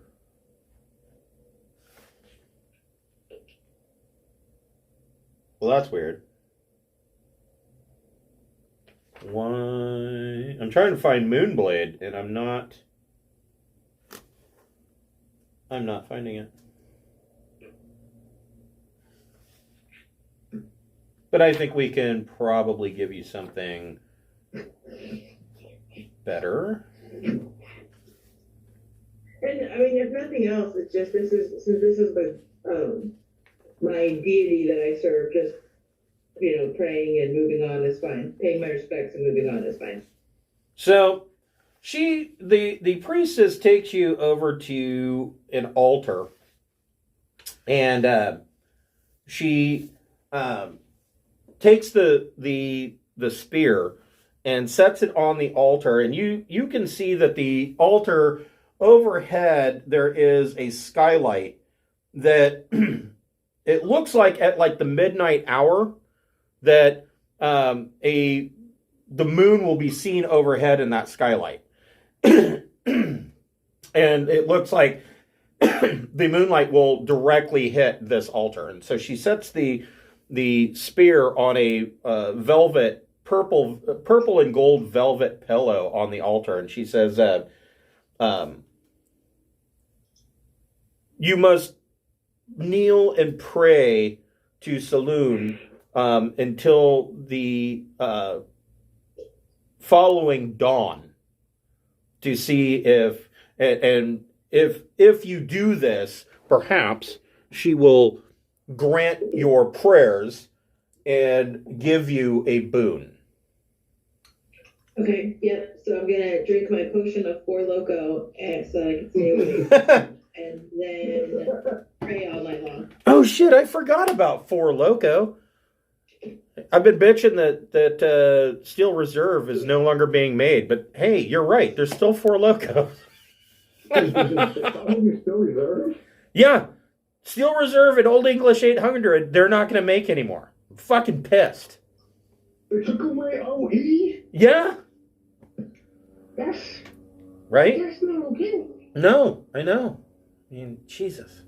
Anyways, so I grew up on Old E. So, anyways. I think that's what's wrong with it.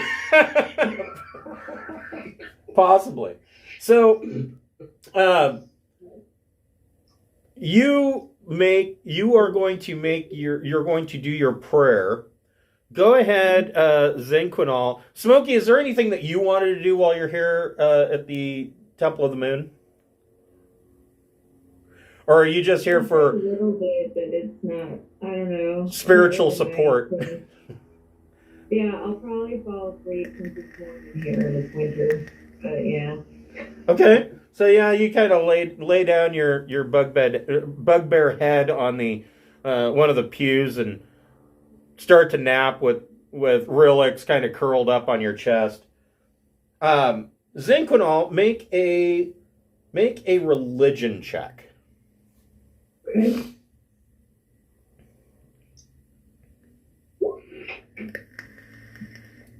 $19. That is actually pretty good.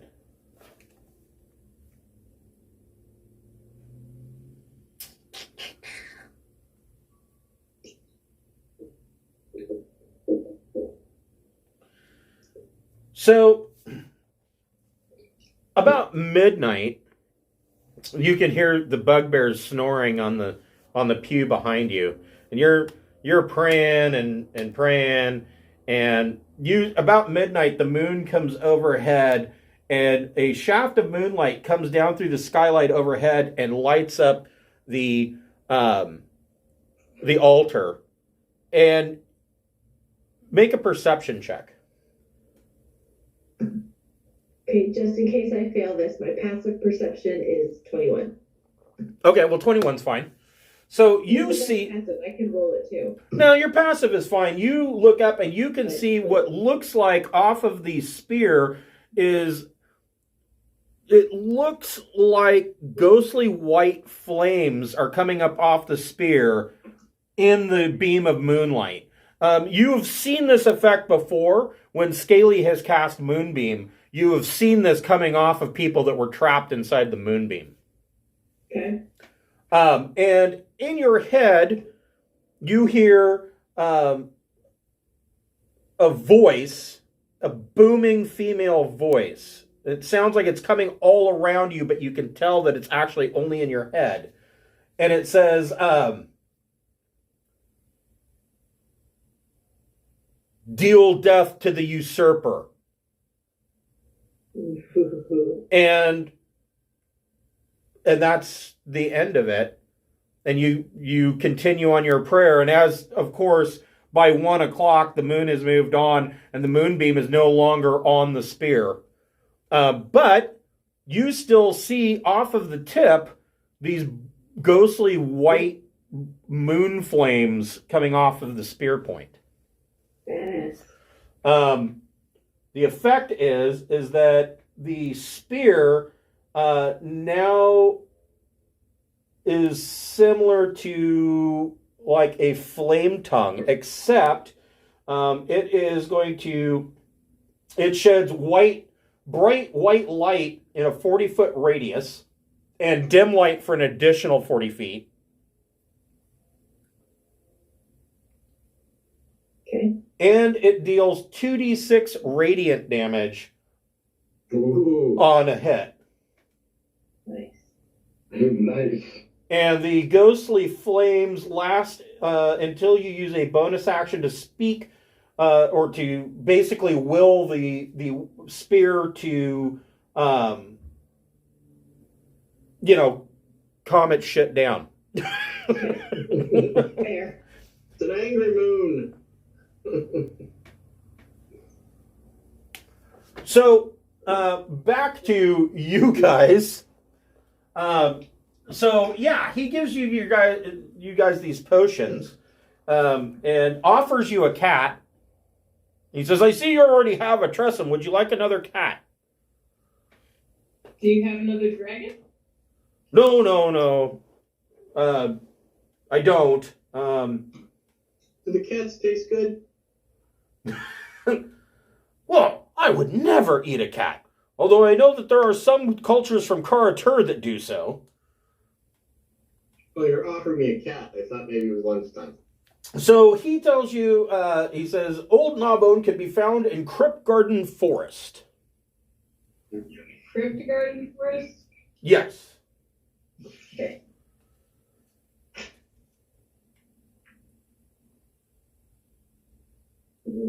Smokey,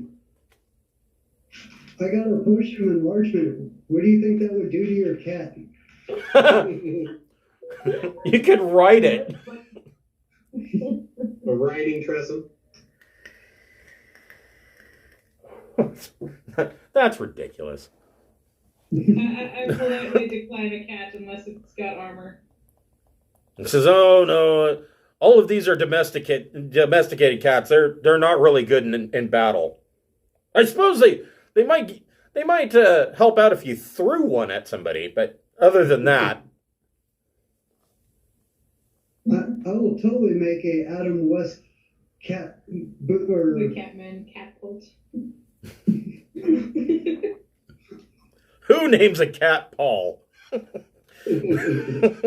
That's a person's name. That's just silly.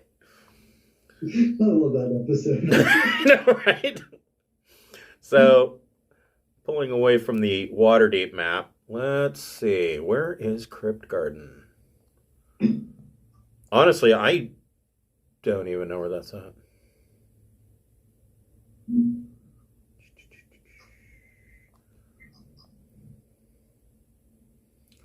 There's the Misty Forest, which Misty Forest always sounded to me like there's probably a lot of Led Zeppelin concerts there. Right? High Forest, Waterdeep.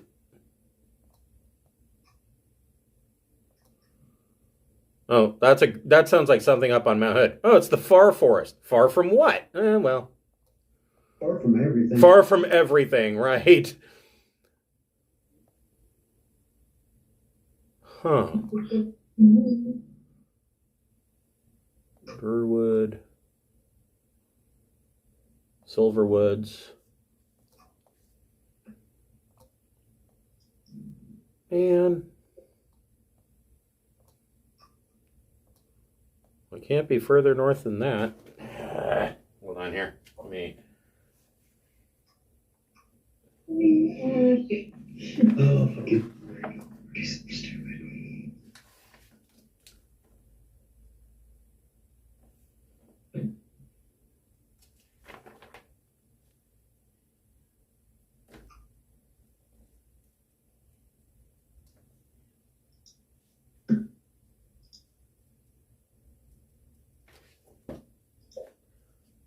What does it say? Where is this? Garden Forest.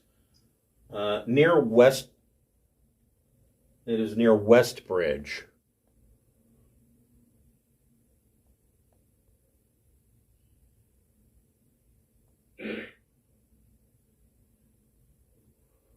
I don't even know where Westbridge is. Hold on, I have to look at the gigantic map that Jeff got me because this is the same map. Let's see.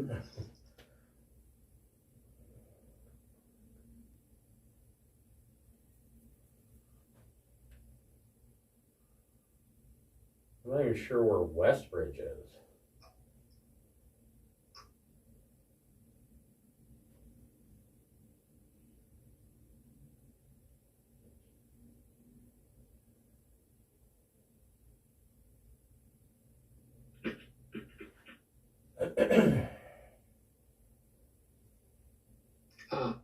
You find it? Just south of Tribor, north of Red Larch.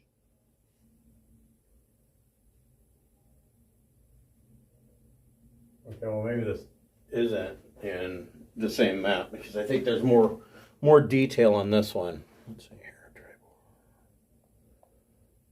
Ah, there's West. Yeah, okay. So here is Crypt Garden.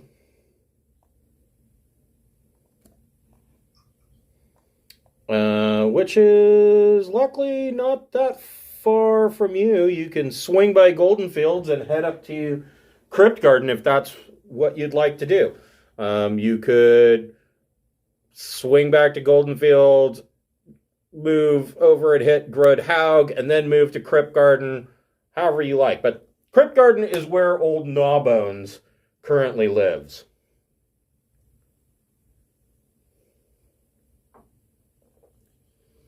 So, basically, you spend the evening and drinking and eating with Chazloth. Clitaris, make an insight check.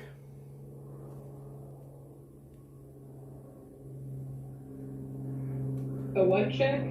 Insight? Insight.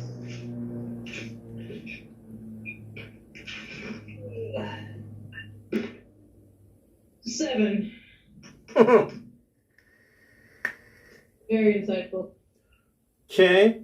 So you have no clue. Steve, you can make an Arcana check. Yeah, Arcana.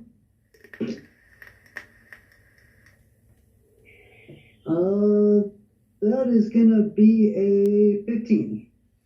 On a 15, you suspect you suspect with the amount of dragon lore that Chazloth knows. You're looking around the lower level. There are numerous bookshelves all over the place. There are books that are open on almost every table. There are scrolls and maps.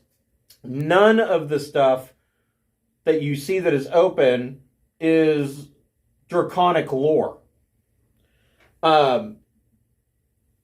You suspect that Chazloth may himself be a silver dragon polymorphed into a human. Interesting. And it's possible that the silver dragon wormling, or Rizarol, is actually his spawn. It might be his child. We're all together, right? You, Clitaris, Scaly, and Weeben are together. I'm trying to figure out who would benefit from that knowledge the most. Not me.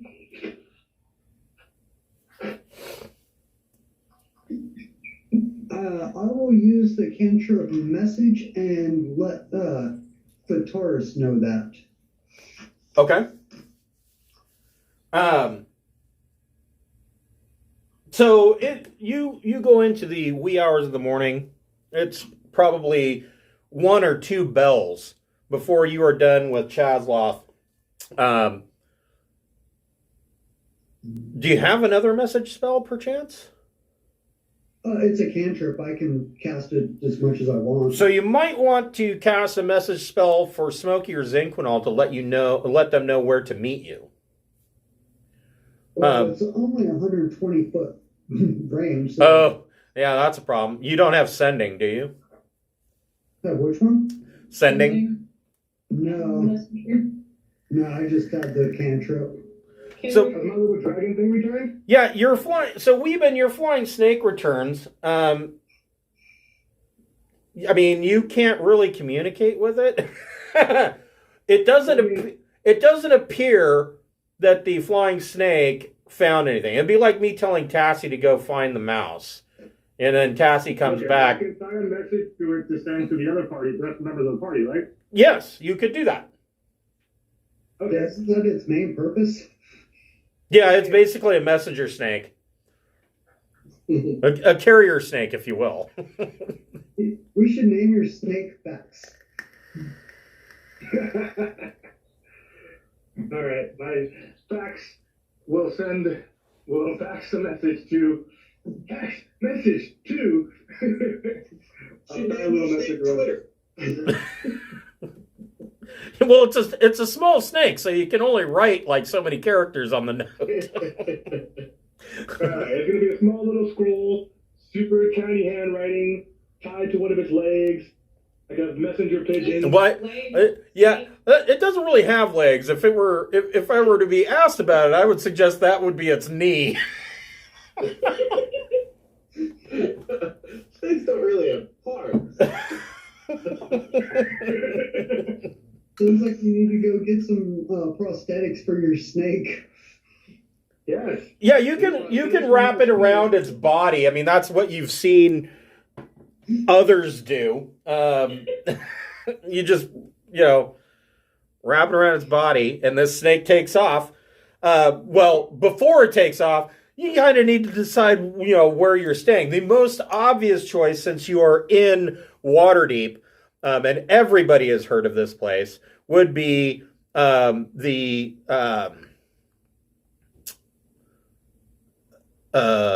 Yawning Portal. All right, so I give my winged snake a little necklace right above one of its wings, and tell it to meet us where we're gonna meet. Okay. And include the message about the dragon thing. Okay. We hear such and such is dragon. So the yawning portal is actually located here, just south of the castle ward in the trades ward. Oh, this is always a good time.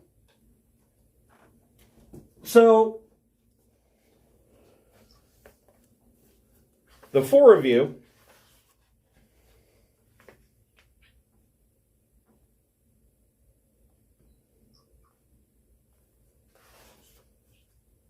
enter into the Yawning Portal Tavern at like 2 o'clock in the morning. The place is still busy.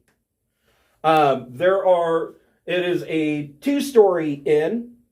When you step in, you see that the majority of the tap room, the center of the tap room, is occupied by a 40-foot diameter well. And there's like there's nothing to really stop you from falling in. There's like a stone lip of about maybe 1 foot around the edge of this well. And over the well, there is a wooden scaffolding with what appears to be a little rope bench swing that could sit like maybe 2 people, 3 if there's a halfling. And there is a pulley and crank system to lower people down into the well. The upper floor of the tap room, there are stairs that go up, and there is balcony seating overlooking the tap room and overlooking the well. And you can see upstairs and actually on the first floor, towards the back of the inn, past the bar, there are these as well. But there are curtained off private areas. And then you can see on this upper floor that there is a section for rooms for rent for the evening. And behind the bar, you see a gruff-looking gentleman with he kind of looks like a biker. He's got the mustache that goes into the chops, but no chin beard at all. And he's wearing a brown shirt with cloth ties holding up his sleeves, and he's got a dark blue vest on. And you see that there are a couple of different barmaids moving around the room. Who is going to go up and ask for rooms for the night and a meal?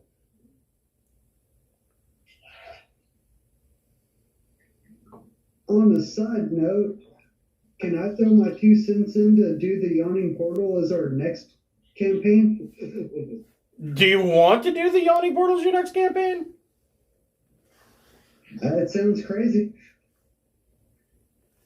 Because I actually have so I count Tyranny of Dragons, Storm King's Thunder, and then Waterdeep Dragon Heist and Waterdeep Undermountain as a trilogy. Because Waterdeep answers a lot of dangling thread questions that happen in both Tyranny of Dragons and this campaign. So that's and what I was going to do is your next campaign was going to be Waterdeep. Start with Dragon Heist and then go into Dungeon of the Mad Mage, which deals with Undermountain. That campaign will go from levels 1 to 20. All the way. That sounds fun. Okay. I use Tales from I have Jeff actually played in this campaign. I've run Tales of the Yawning Portal from page to page. I ran it as a campaign. It doesn't really run that great because each of those adventures is a one-off in and of themselves. I mean, you can connect them, but it's kind of a pain in the ass. And so what I found that Yawning Portal works better as is add-on dungeons. You know, oh, well, I'm going to throw this in just for extra stuff kind of thing, you know? Side quest. Yeah, kind of side quest kind of thing. They work especially great if you for whatever reason you end up getting to a section of a campaign where the PCs are under leveled. Oh, well, I'll just throw in White Plume Mountain and that'll get them up to where I need them to be. It works great for that. Yeah, all of these, this one and Candlekeep Mysteries work really well for that. Ghosts of Saltmarsh actually really is its own campaign. So it's a little different, but who's going up to the bar? Steve will go up to the bar. Okay. Roll a d10. 10. Oh. I don't like that laugh. What is your passive perception, Steve? A sad 10. Make an insight check. A what check? Insight?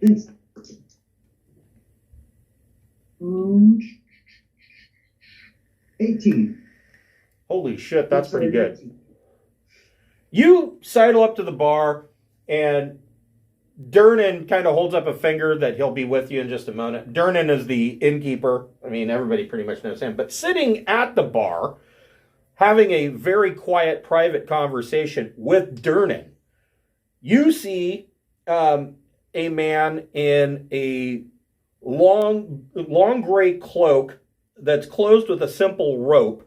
Leaning up against the bar is a staff with a crystal embedded into the top of it. He has a long white beard, and he's actually wearing a gray, pointy wizard type hat, and he's smoking a pipe. No, but Steve, you're like, that's fucking Elminster. I will roll up and pull out my pipe and like, would you like to smoke a bowl? Oh, I only smoke the best pipe weed from the Dale ends. Not that I've ever actually been there. I have to purchase them here in town, you see. And he puffs on it. Oh, I'm sorry, I only got some halfling herb on me. Well, I never wanted to pass up some good halfling pipe weed. Durnan comes up. So actually, Durnan comes up to you and says, so what can I get you? Behind the bar, you see on a rack, you see a greatsword that even from this distance, you don't even have to touch it, and you can tell this thing is sharp. It is polished to a gleam, and it looks like it is razor sharp from here. It is clearly a magical sword. And so Durnan comes up and says, oh, what can I get you? Oh, let me get a picture of your finest for my comrades. Sure, we can do that. If your comrades are looking to go down the well, it's 1 gold piece apiece, and don't mind the patrons of the tap room making bets on your survival. I don't think we're ready to go down the hole just yet. Scaly, make a perception check. Perception, normal. Oh, not great. I had good rolls earlier, but a whopping 12. So you're kind of standing behind Steve, and you look down the bar, and you see that there is a small burlap sack that is open, and it is spilling out with various teeth. Like loose teeth. That seems very odd. It's visible? Like, it's not on his person, and I notice this. It's in the open. Yeah, it's in the open, just laying on the bar. Like, what's with the teeth, dude? Are they popcorn? Are they snacks? Oh, somebody left those here. Hold on, I'll clean that up. And Durnan goes over, scoops the teeth into a burlap sack. pulls the drawstring and goes, I got a little crate down here for lost and found.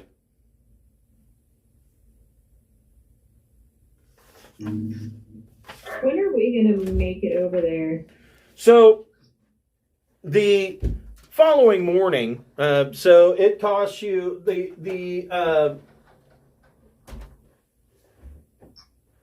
it is, wow, it's that much? No, it can't be. It is 8 silver pieces to stay at the notable yawning portal.